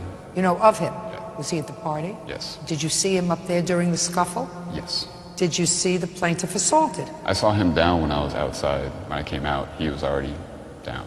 Did you come up from the basement with the defendant? I was probably 5 feet behind him. So you came up together? Yes, ma'am. And when you came up together, the plaintiff was already on the ground? From what it looks like, yes. I mean, there were so many people, and it was him. There was Jeff Lance, which is Jeff's twin brother. So you know them? Yes. How old are you, sir? 20 years old. What do you do for a living? I used to work at Lucky Strikes. Now I work for a Coors Brewing Company. Did you have a lot to drink that night? I didn't drink at all because I was with my girlfriend. She's kind of judgmental and all that. I believe you. Anything else you want to tell me? Yeah. Why would all my friends and his friends tell me that it's him that hit me and not Brian? Let me explain something to you, sir. That's hearsay. Right, but Jeff can recognize Luke. Jeff punched Luke in the face. You have to make a determination when you sit as a fact finder as to whether or not 9 months later, after glimpsing at somebody for a second during a fight, you can make an identification. And I have to be very satisfied, even though this is a civil proceeding, that if I'm going to find somebody guilty of assaulting you, I'm going to find the right person guilty of assaulting you. So what do we have? We have clearly you were injured. Your jaw was wired up? Yes. You were pretty well knocked around? There's no question that somebody during that fight, either one person or more than one person, got the best of you. No question about that. But you don't know who it was. Well, you don't know who it was. Man, he did the same exact thing to his best friend a month later. Ask him. Go ahead. I'm not asking him. I don't have his best friend here. This is not a free-for-all. This is not a one-stop shopping. What you have, sir, is a case where you say, this young man assaulted you. He may have. But what I'm telling you is, sir, if this is your friend, and your friend found out the name of the person who assaulted you 4 or 5 months later, which then his responsibility is to call the police and say, I found out the name of the person. This is his name, because you have a serious assault. Police would have taken him into custody, put him in a lineup, and said, can you pick out the person who you claim committed? It's not an appropriate lineup. 9 months later, when you come into court, and there's one person standing in the defendant's spot, and your friend 9 months later says, well, now I remember. I saw him for a moment 9 months ago, and that's the person. That doesn't give me a secure feeling about saying to him, you're the person who assaulted the plaintiff. Do you understand? Good. Case is dismissed. That's all. Jason Massey claims next-door neighbor Sandra Moten damaged his SUV when she backed out of her driveway. Mr. Massey, you and the defendant share a common driveway. Is that correct? That's correct. And according to your complaint, on the 30th of October, you were watching out the window of your house, and you saw the defendant backing out of her driveway. Your car was parked there, and she hit your car with the mirror of her car. Is that right? That's correct. What time of the day was this? 4 in the afternoon. And you and the defendant have had difficulties in the past. Is that right? That's correct. How long have you lived in your house? I purchased my house in May of 2001. And how long have you lived there? 1989. What was the problem, Mr. Massey? When I purchased my house in May of 2001, the lady I purchased my house from warned me that they Don't had... tell me what they warned you. That's hearsay. Yes, ma'am. The problem, Your Honor, before my truck was hit, 5 weeks in a row, when I came home from work, my trash can was knocked over. I came home one day, I picked my trash can up. My neighbor, Mrs. Moten, came home and turned my trash can over again. I asked her why she turned my trash can over for the last 5 weeks. She said it was in her way. On Sunday, October the 28th, I had been outside in the front working on a home project. The defendant came home. We had a few words. I went in. What did you say to her, and what did she say to you? The defendant came home that day, and she said that I had some chairs on the fence. She asked me to move them. I went around back. I moved the chairs off the fence. When I came back, I was standing and looking out of the front door. My neighbor, Mrs. Moten, got in her car. She was backing out. She got close to my truck. She didn't hit it. She pulled forward. Well, that's the same day. You Right. said that was on the 28th or the 30th? On the 30th. And Ms. Moten, you say you did not do that. Yes, that is correct. But Mr. Massey, you say you have a video that shows that you did. Yes, ma'am, I do. I'd like to see it.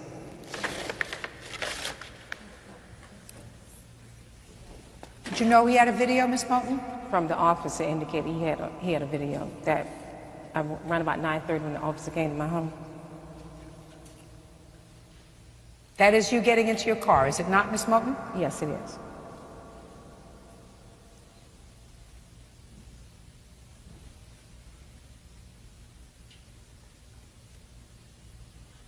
Are you watching that very carefully, Bert? Yes, I am. Did you see the car hit it? I really can't say, Judge. Could we do it again, please? I can show you, Your Honor, right when the car hit. I would like you to do that, sir. Yes, ma'am.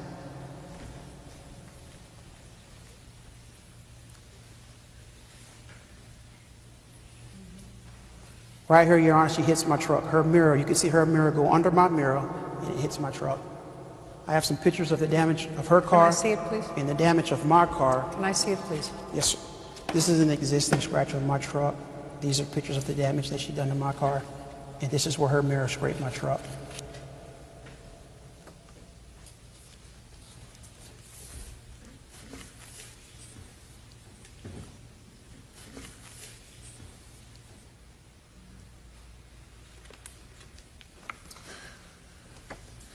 Says this line is an existing scratch already on his truck, and the rest is where that line. This line. That line up there is where. Put on her mirror. Right. Show the camera, please. Miss Moulton, what I don't understand is, why did you pull forward again? You were clear of his car.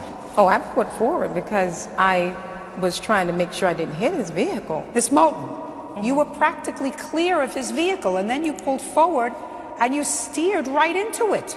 Yeah, that's what it looked like. But well, that's what it looked like. Right. My eyes weren't deceiving me. That's what it looked like. Judge Judy, when I poured, we have parking spaces that are pretty tight over there where I am. So when I poured out, I was pulling out and doing the best that I could to prevent from hitting his vehicle. I still say that I did not strike his vehicle. You did. Okay. You did. But I don't understand why you were pulling out and you were practically clear of it. Well, and then you pulled back. You pulled forward again. And you came that close to his car the second time. I don't understand that. Well, I understand it because I was pulling out from my observation of it as far as me backing out. I was backing out to keep from, because from looking at the video. Again for me, please. I want to look at it please, one from more looking time. at Is that a possibility? Yeah, looking at the video, it does look that way, but as far as the way the video doesn't lie, Miss Moulton. Well, I'm not saying the video is lying. I'm just saying I didn't strike his vehicle. I didn't do that. You did. See, my damage was on my car. That damage she said I put has been there on my vehicle. Okay, now, you're clear. From that, it looks clear, but you were clear the first time you pulled out. You were clear. Then you come back and you go right into his car. Well, it looks like I went into his car, but well, it looks exactly like you went into his car, madam, and that's what you did. Can I please see the estimate to have it fixed? Yes, ma'am. I have two estimates, Your Honor. Well, how much was the cheapest estimate? $627, if I'm not mistaken. And I have a rental car reimbursement should be in that stack also. Well, I'm not paying you for a rental car, sir. Are you his wife? Girlfriend. Girlfriend. Do you live together? Yes, ma'am.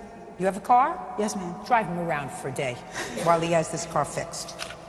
Listen, life is very, very short. You're going to be neighbors for a while. I'm going to suggest that you could either be miserable for the next 20 years or happy for the next 20 years.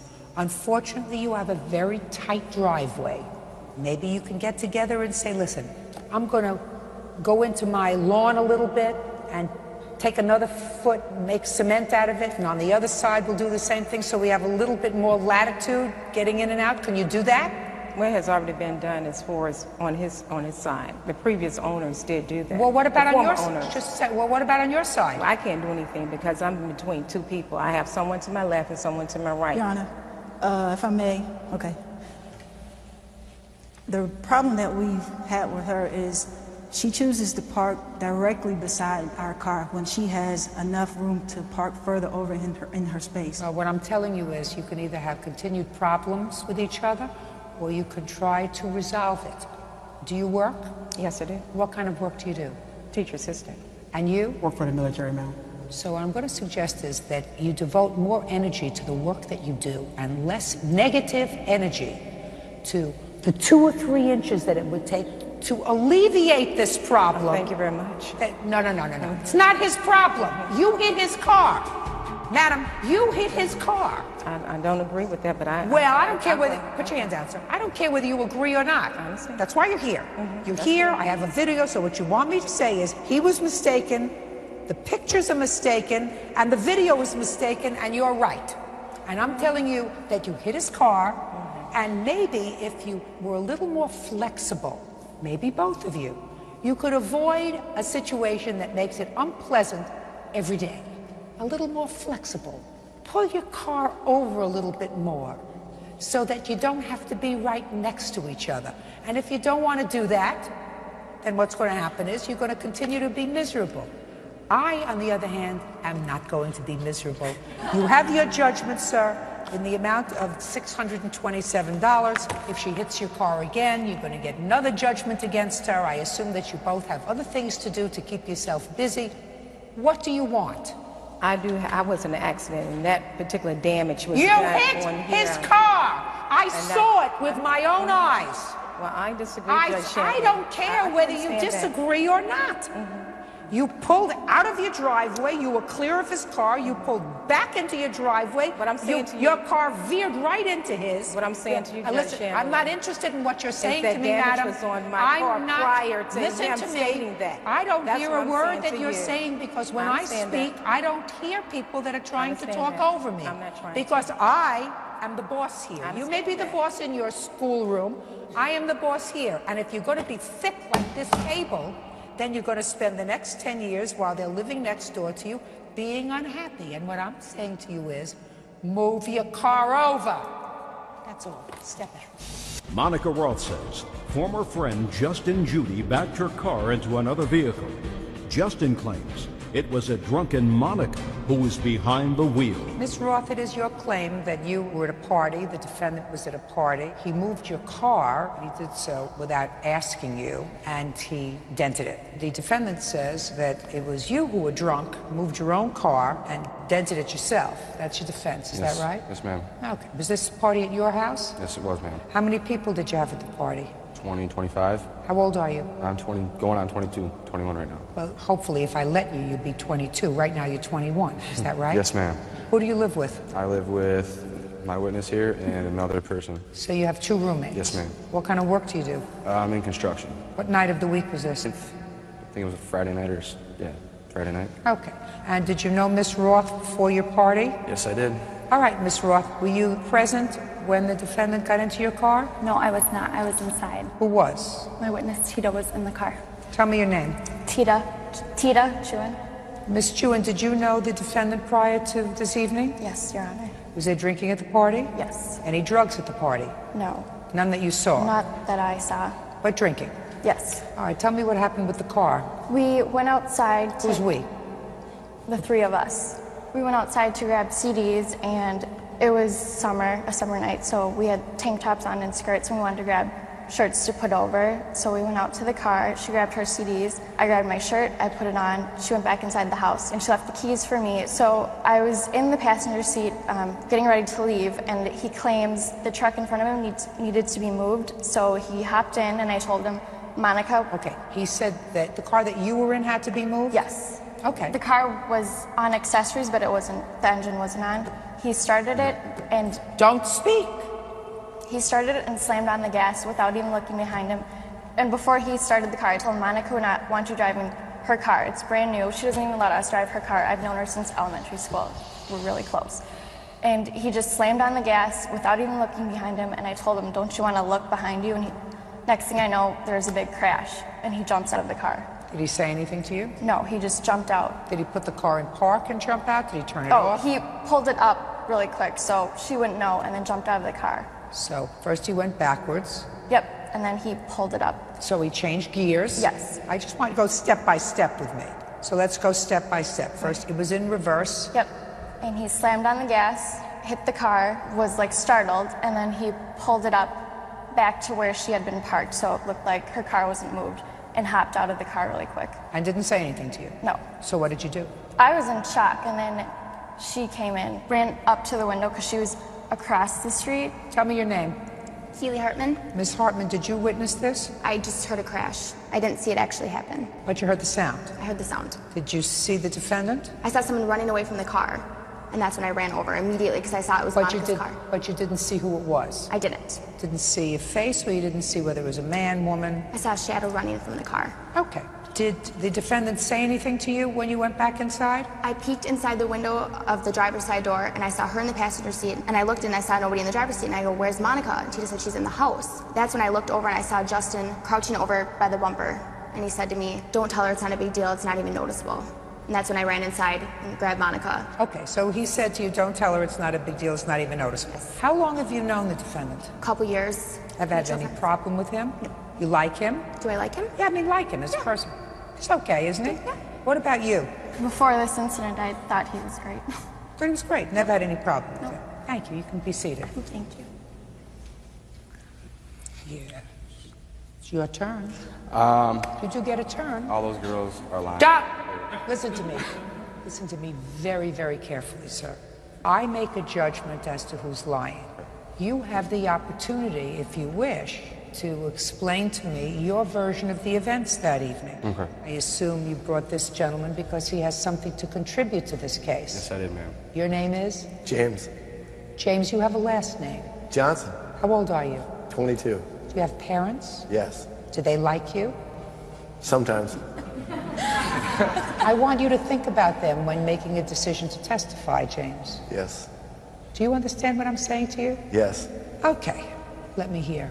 Okay, in my defense. July 9th, these girls showed up to my house intoxicated, had parked her car behind a truck of my friends, asked her to move it, she moved it, backed into the car that was behind her, which was the black one. And you saw all this? Yeah, I was out in the street telling, everybody was about ready to leave, the whole part of the heart, you know. And It you was saw all of this? Yeah, I saw the whole thing. Go ahead.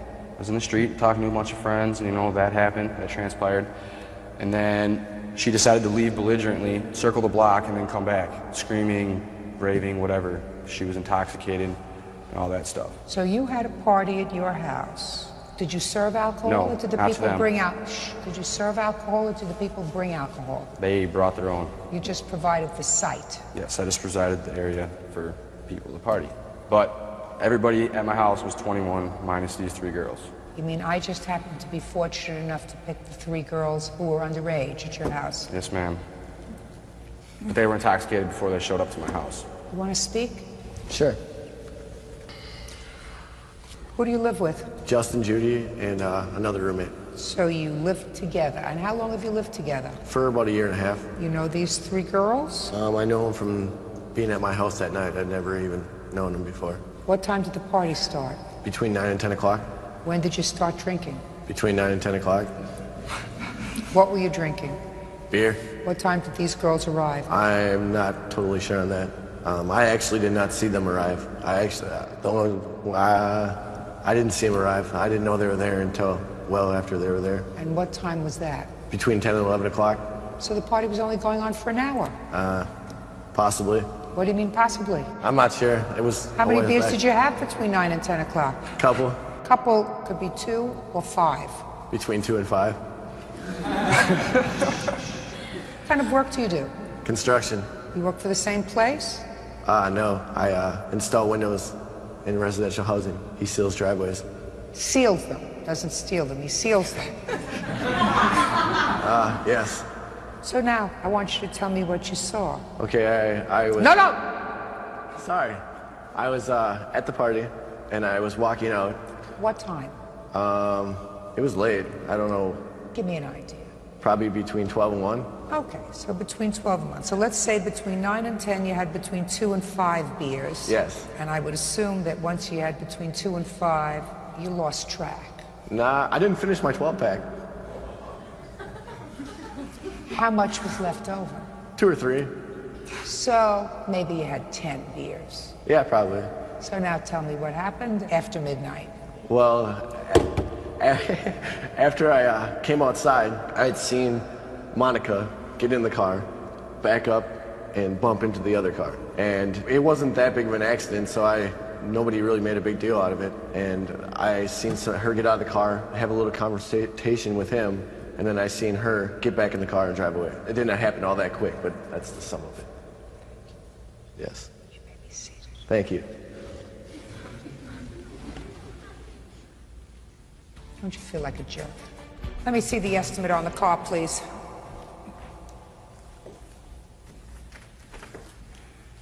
And a picture of the car? Yep.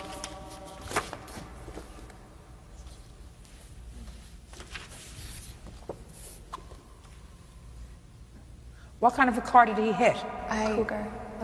It was a black car, that's all. Cougar? I'm pretty sure it was a Mercury Cougar. You know who it belonged to? It was this kid, Jeremy, and he didn't even tell him that he hit his car. But did you tell him? He came out, and I think Keely or someone told him. I wasn't. Who told the Cougar that his car got hit? Anybody? Nobody told him. I don't think I didn't tell him. He heard from the people inside that someone's car had been hit, so he ran outside and saw that it was his car and was furious with Justin. Is the Cougar man a friend of yours? Yes, he's a very good friend of mine, actually. How come he's not here? How come he's not here? Is he overseas? Is he fighting in the military? He couldn't make it. Couldn't make it. No. Too bad for you. He's a very good friend of yours. It seemed to me a very good friend. Instead of bringing this one over here, I certainly would have brought the person whose car... I'm speaking. I would have brought the person whose car was hit to testify that they know that it wasn't you who hit their car, it was somebody else who hit their car. Put your hand down. He's the only one that saw it, though. The guy who owned the car did not see You see how many anything. witnesses they have here, too? See what you have on your side? Stop shaking your foot. It's making me nervous. The guy whose car that she hit was not around and did not see it, did not know it happened until later in the night. Your Honor, I have phone calls from Justin saying he will pay me the money and that he's so sorry that he did it, and he is doing everything he can to get me my money. And he just wants to pay cash, and he doesn't want to go to court. You have him here? Yes, I have. Oh, I'd like to I can hear call that. my voicemail. Oh, Should I go sure, I'd like to hear that. Yeah, please. It's her phone. She's gonna. There's two of them. Ooh, I love to be right.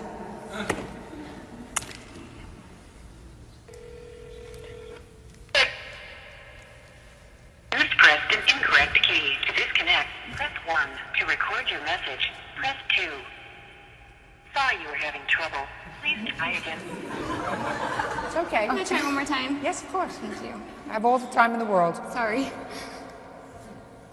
Oh, just a sec. Before you do that, before we connect, you want to say anything else to me, Justin? Like what?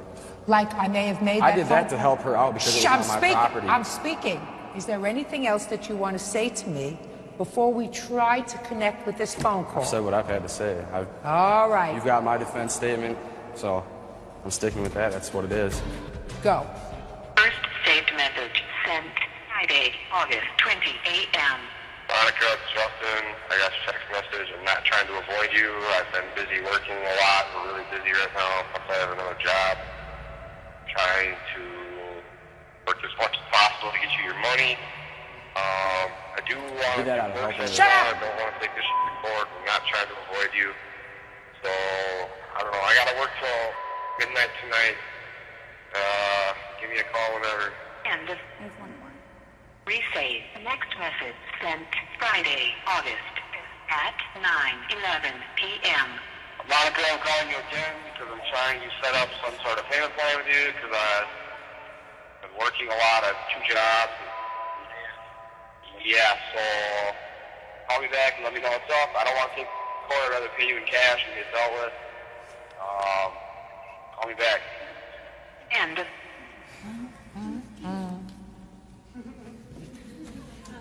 Judgment for the plaintiff in the amount of $967.53. That is for the repair on the car, damage to the vehicle. If I could add another couple of thousand to that for just being 2 wise guys, I would. You're an embarrassment, and you're an embarrassment to yourself and your parents. That's all. Ted Kelly is suing his granddaughter's friend, 18-year-old Nicholas Rundy, for crashing his car while driving intoxicated.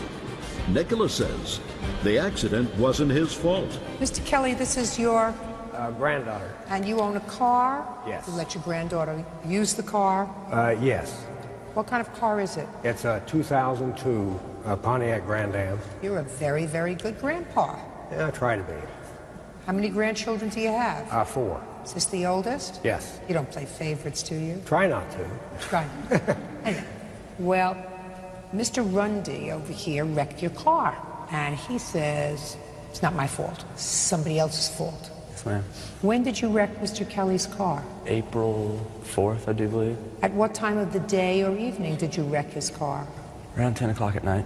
Where had you been earlier that evening? Over at Alicia's house. How many people were at Alicia's house? Her, myself, Philip, and 2 of my friends. So 1 girl. 1 girl. And 4 boys. 4 boys. Real cases, real people. Judge Judy. Ted Kelly claims his granddaughter's friend, 18-year-old Nicholas Rundy, wrecked his car during a night of drinking. Nicholas says Ted's granddaughter is also to blame. Now, how old is Alicia? 18. And who does she live with? By herself. By herself? Mm-hmm. What time did you get there? 8 o'clock probably. She called Philip's cell phone to have us come over just to hang out. Don't offer me any information that I didn't ask for, Mr. Rundy. Ma'am. I'll get all the information I need. At what time did you take Mr. Kelly's car?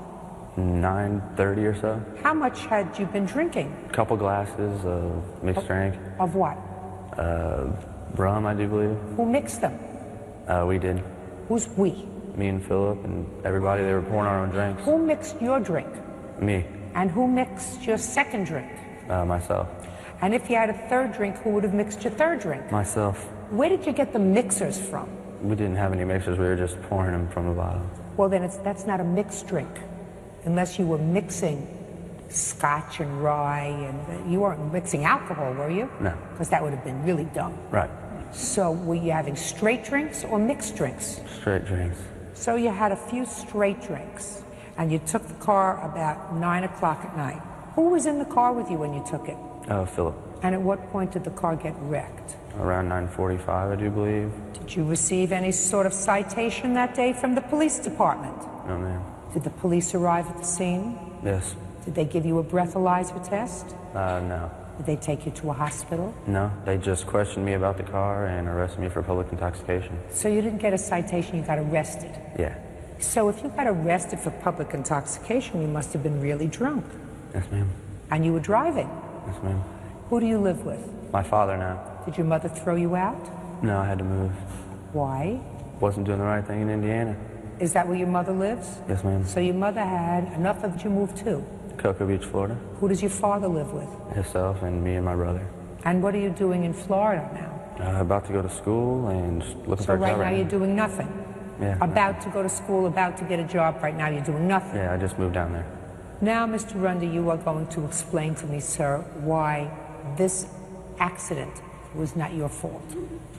Please pay careful attention, because in case I miss something, I really want somebody to give me a poke, to be able to say, you missed it, you missed the important part. I'm here for you. Thank you. All right. We're both all ears, Mr. Rundy. I'm not trying to say that it's not my fault. Well, that's what you said in the answer. You said, let me tell you what you said in the answer, Mr. Rundy. Okay. Which caused me to do this torturing routine that I did for the last 5 minutes. Right. Alicia, the other 18-year-old idiot who was drinking that night with 4 guys, she's the reason why I had to go to jail. That's what you wrote here. I didn't. And had to take classes for first-time offenders. Did you have to take classes for Yes, first-time I did. offenders? I was surprised to learn that Mr. Kelly is suing me. Alicia should pay her grandfather for the money he is asking. Mr. Kelly is suing the wrong person. That's what you wrote. So now what you're telling me is that was all a big mistake? No, it's not a big mistake. I feel she should have some responsibility in her car. I know what I did was wrong, and I know that. But She wasn't in the car. she gave me the keys to her car, though. Yeah. So where's the responsibility come in at?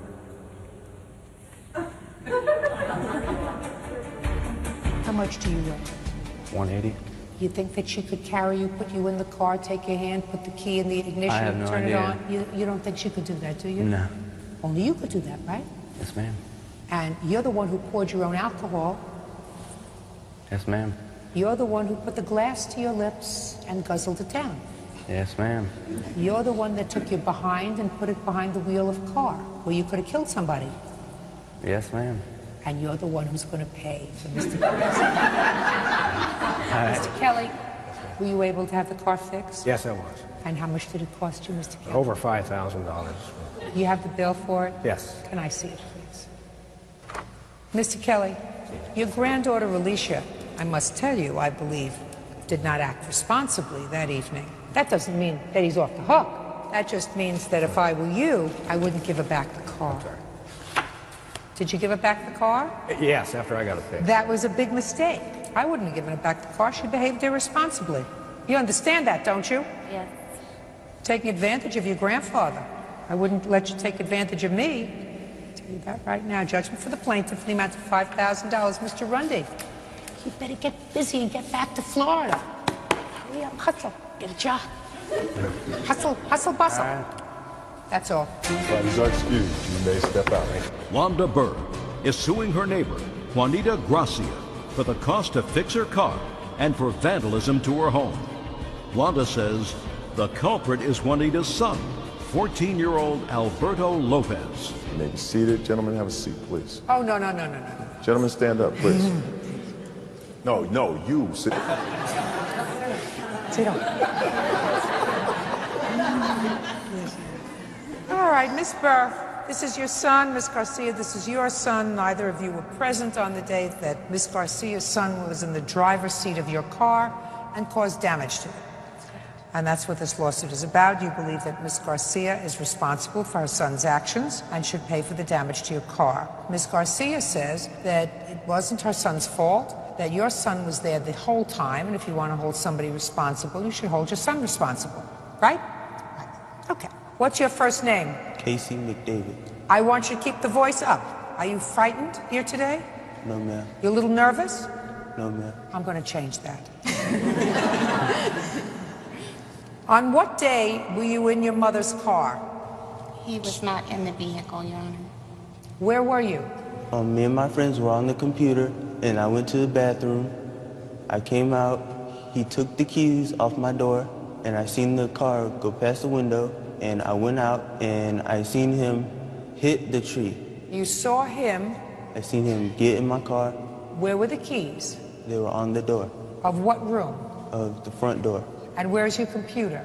In the living room. The computer's next to the front. Were you there? No, ma'am. Keep your mouth closed. So you were on the computer in the living room. Yes, ma'am. And where were your friends? They were on the computer with me. How many friends? 3. Who are they? Alberto, Brandon, and Dwayne. What's Brandon's last name? I don't know. What's Dwayne's last name? Is he still your friend? No, ma'am. Why not? I haven't talked to him Since when? Since the accident. And what about Brandon? Have you spoken to him? No, ma'am. Why haven't you spoken to them since the accident, Casey? Ever since the accident, I just lost touch. Why? They were in the room with you on the computer, right? Right. They weren't near the car, so why would you stop being their friend? I just haven't talked to him in a while. Okay, now let me hear your version of what happened. Me, Brendan, and Dwayne were sitting on the living room couch. I was next to Casey looking on the computer with him. Me and Brendan discussed getting in the car and listening to the music, and the keys were on the desk of the computer, not hanging. I took the keys in front of Casey. He didn't say anything. Me and Brendan went into the car, started the car. Brendan too? Brendan was in the car. We started the car and started listening to music. I switched gears in the car in reverse. Casey came out and just stood there and watched us. Casey came out? Yes, ma'am. And what did he say to you? I don't know if he said anything, but he just stood there watching us. And I backed the car, and I guess... Why did you do that? I don't know. What do you mean you don't know? I don't know. He's taken the car out before. It's not like it was the first time he's done it. He didn't do anything. Well, that we've done it, he's let us drive before. And I started backing up the car. I was gonna go anywhere. And then Brendan got scared and opened the passenger door and jumped out. And that's when the door hit the tree. I stopped the car and moved it back forward. And we noticed the damages to the car. Alberto, so whose fault is this? Mine. Perfect. Why didn't you convince your mother of that? When his mother found out, we all discussed together that we would each take responsibility for it. Who's each? Me, Brendan, and Casey. because Well, it's not, just a second. Not Casey's fault. You took the keys. You didn't have permission to take the keys. Brandon, maybe. He was with you, but he didn't drive it. You did. Why is it anybody else's fault but yours? they didn't stop me. So let's say you're walking down the street with your mother and you see somebody that you went to school with that you don't like, and you walk past them and you say to your mother, I'm going to punch him in the face. You walk past him, you punch him in the face. It's fault? No, ma'am. Why? She didn't stop you. She didn't stop you. You get it? Yes, ma'am. You have anything to say to me, Miss Garcia? Yeah. The reason I felt that it wasn't all our fault, his fault, was because all three parties were involved. Casey is older than my child. The key was in his house. Just a second. How much older is he? 2 years older than him. So what? No, but he had possession of the keys. No, he didn't. He didn't have possession of the keys. They've done. If he had the keys in his pocket. No, Judge. Hey, listen to me.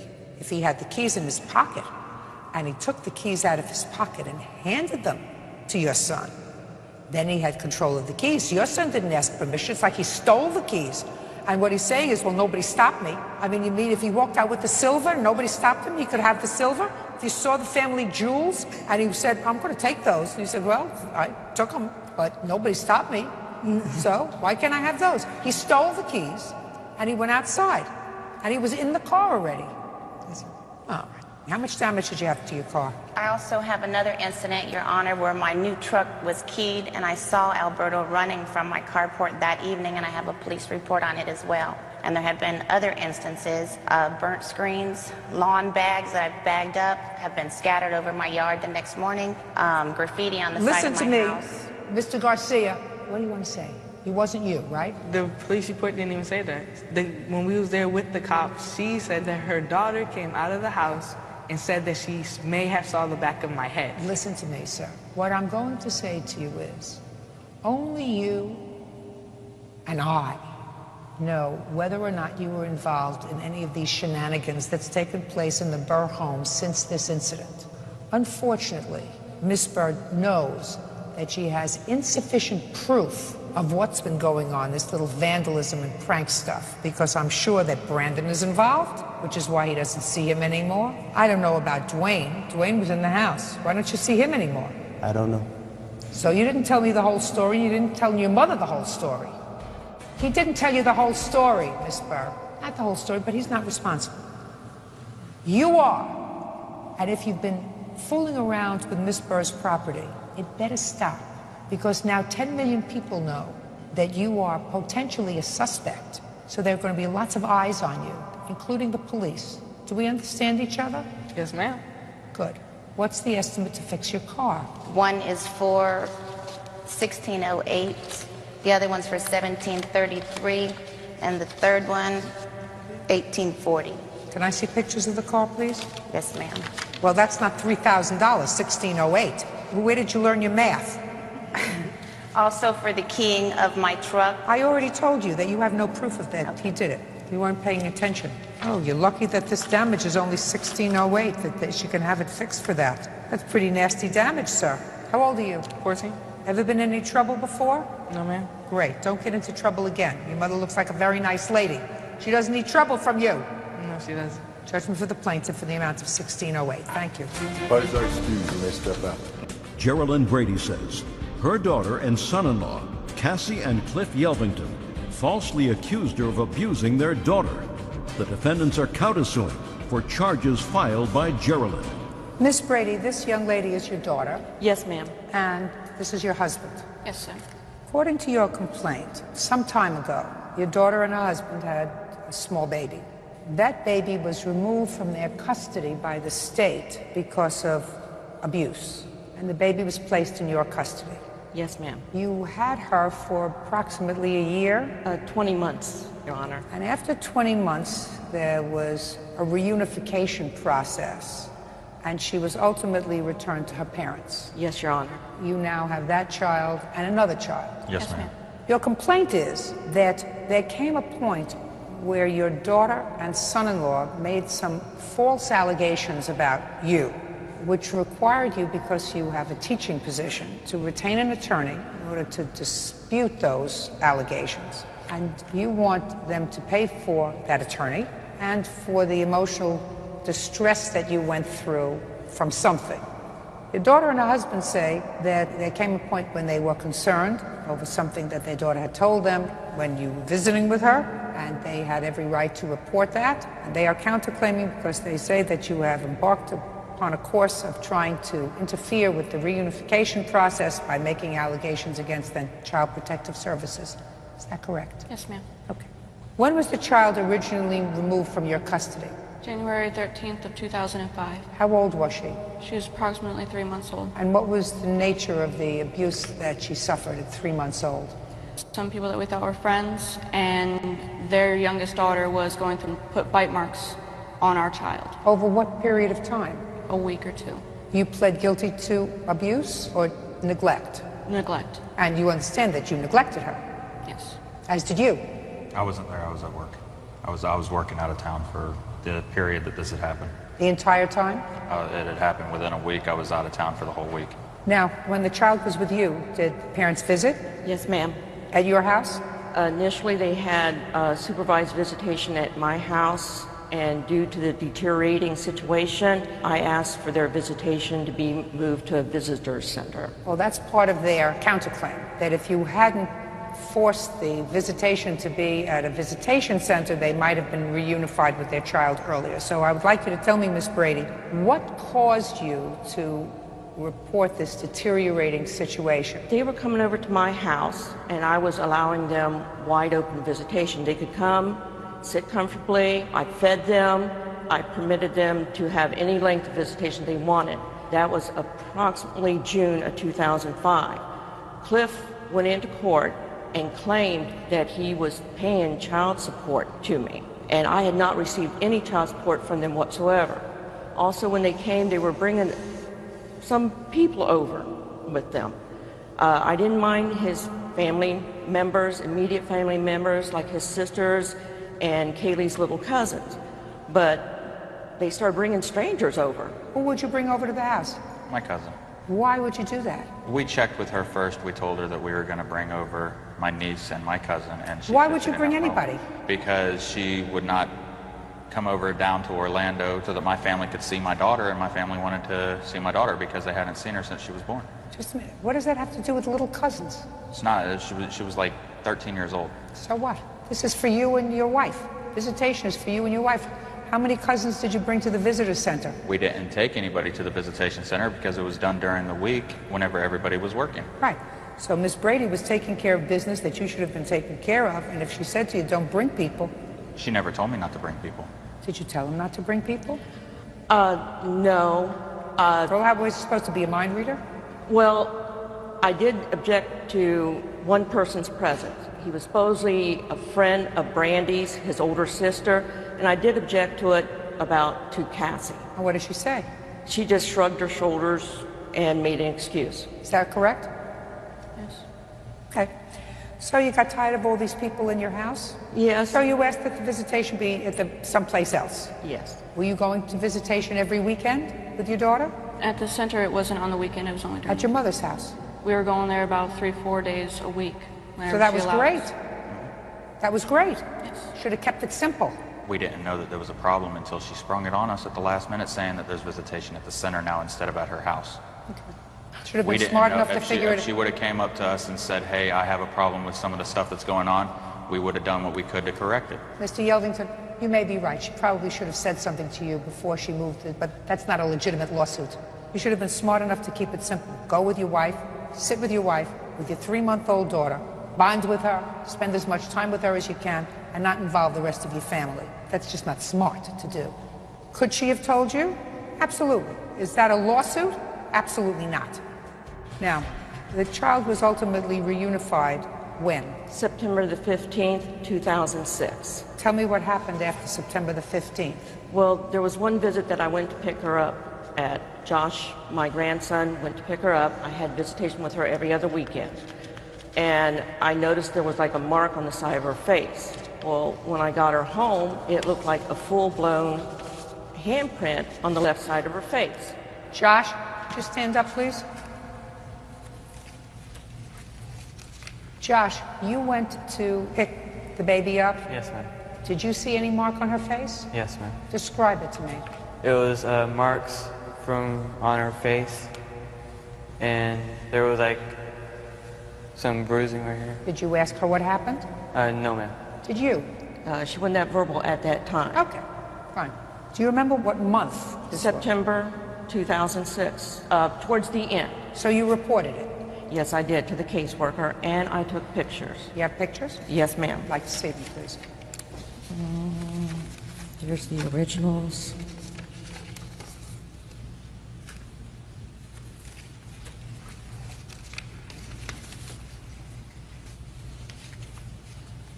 Very hard to see any mark. Oh, I see the bruise in the middle of her lip. That I do see. Yeah. That was on a separate occasion. And then in October of 2006, I see a large black and blue mark on her forehead. That's it. Okay. You did the very wise thing and the right thing to notify the caseworker. You understand that, don't you? Yes, I'm trying to recall on what these marks were. Yeah, because we were never notified by the department that there was any marks on her. Or by my Well, mother. but you do understand that being a responsible person, knowing the history of this child. Yes, ma'am, but what I'm saying is if there was a allegation made to the department, I think the department would have, at least done an investigation on it. There was no investigation done. Should have done an investigation on it. Yes, ma'am. Whether they did or not is another story. No question about that. Okay, what happened next, Miss Brady? In January of 2007, I had picked up Kaylee from their home, and when I was giving her a shower, I noticed what appeared to be like burn marks, like in a circle on her butt. And I did call DCF. DCF investigator did tell me, take her to the hospital, have her examined by the hospital. And did you do that? Yes, ma'am. Do you have a report from the hospital? No. Because you're not the parent. Right, and I didn't have custody of her at that time. You have a report from the hospital on this incident? We do not have it. We gave the copy to our caseworker because we were notified of the allegation. And the moment I was notified, I took my daughter down to the hospital, had her examined, and then also told them to call up the sheriff's department and told them I want to do everything by the book because this allegation is ridiculous. Did you get a report when Miss Brady took her to the hospital? Not from the hospital, but I do have the report with the department. I'd like to read it.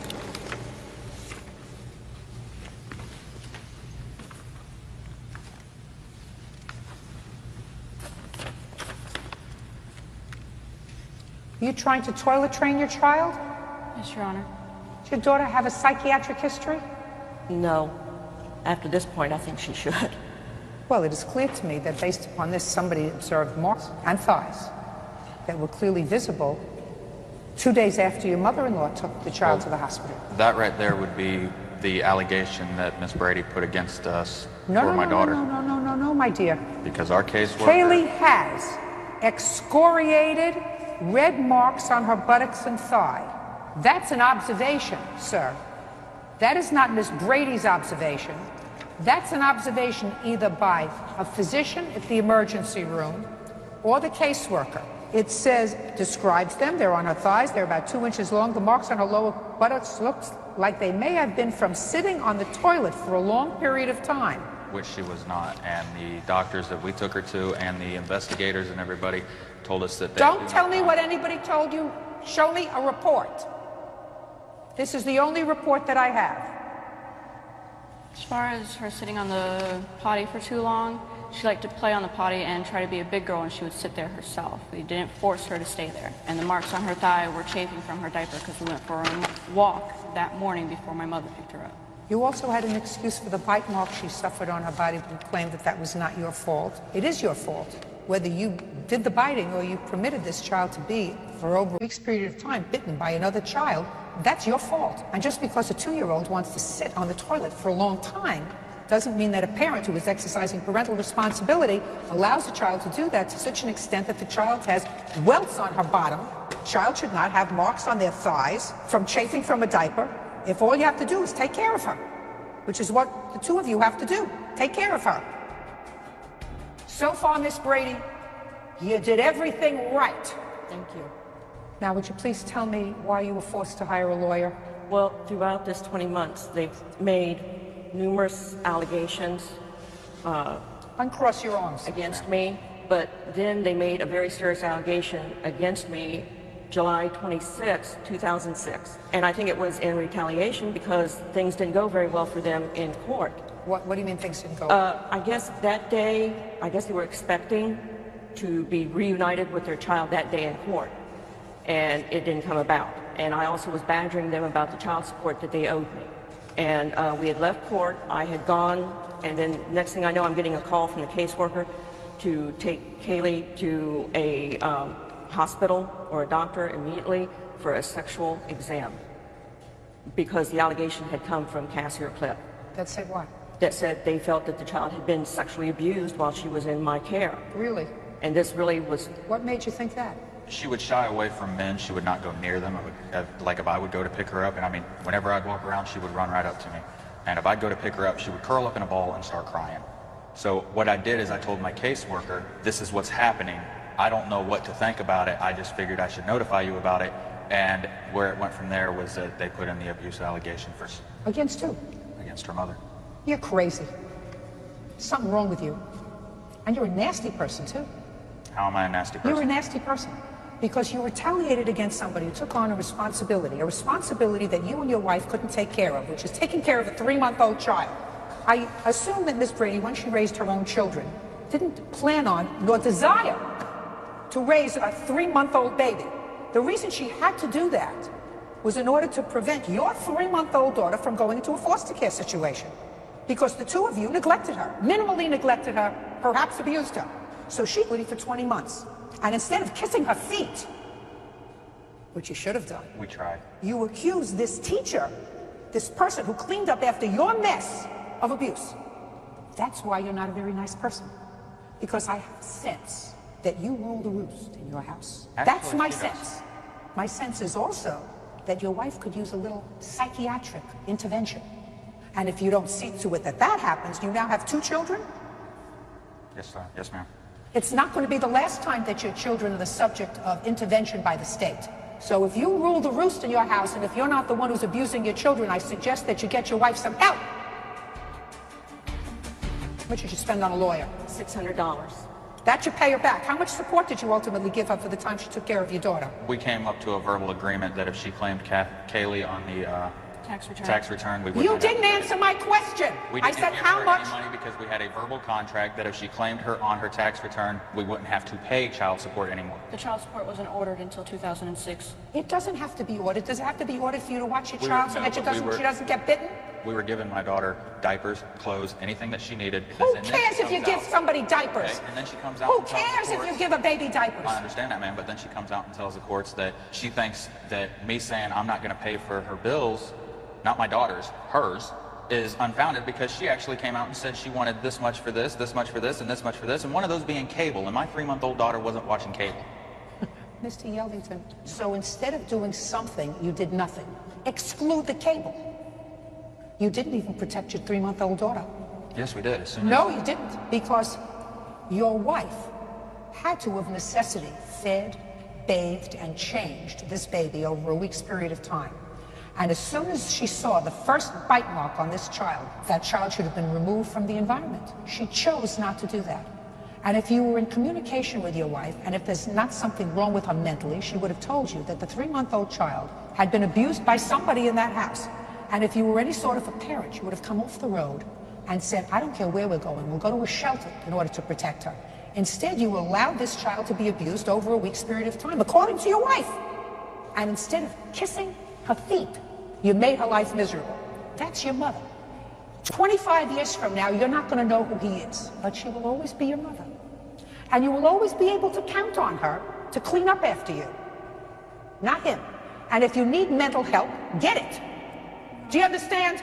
Yes, ma'am, but there is one thing. I was not able to notify my husband of the marks because the people that we were staying with would not allow me to use the phone. And I had Crawl out! Abe Lincoln walked 10 miles to school. If your child is being abused, you leave and go to a shelter. What's wrong with you? Where we lived, there was no shelters nearby. Go to a police station. Where did you live? In the Yukon? Quiet. You go to a shelter. You go to a police station. You go someplace where you don't let your daughter out of your sight. Don't say anything. Okay. You're both working now? Yes. Perfect. Your counterclaim for 9 cents is dismissed. You're asking for $1,600, which includes infliction of emotional distress, which you've had, and your attorney's fees. Yes, ma'am. Judgment for the plaintiff. That's Hello guys, how are you? I hope so you all are fine. Welcome to my another video. This video is about how to maintain your money and wealth. So let's start, guys.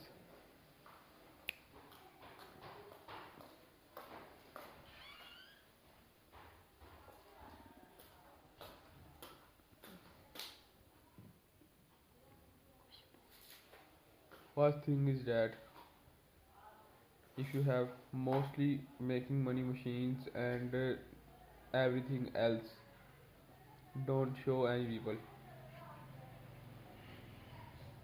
Don't show any people.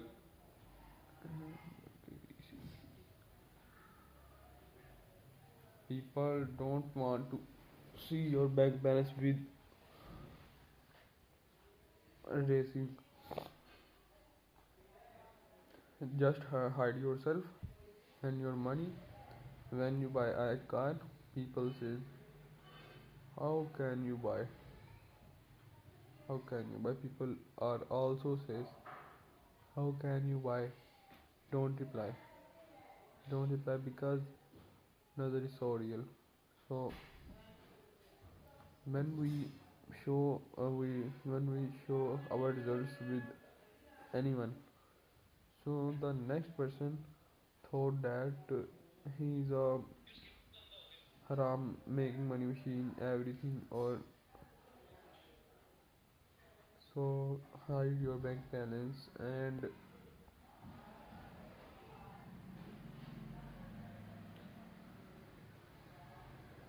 advance money payment everything, and the loan who government gave you.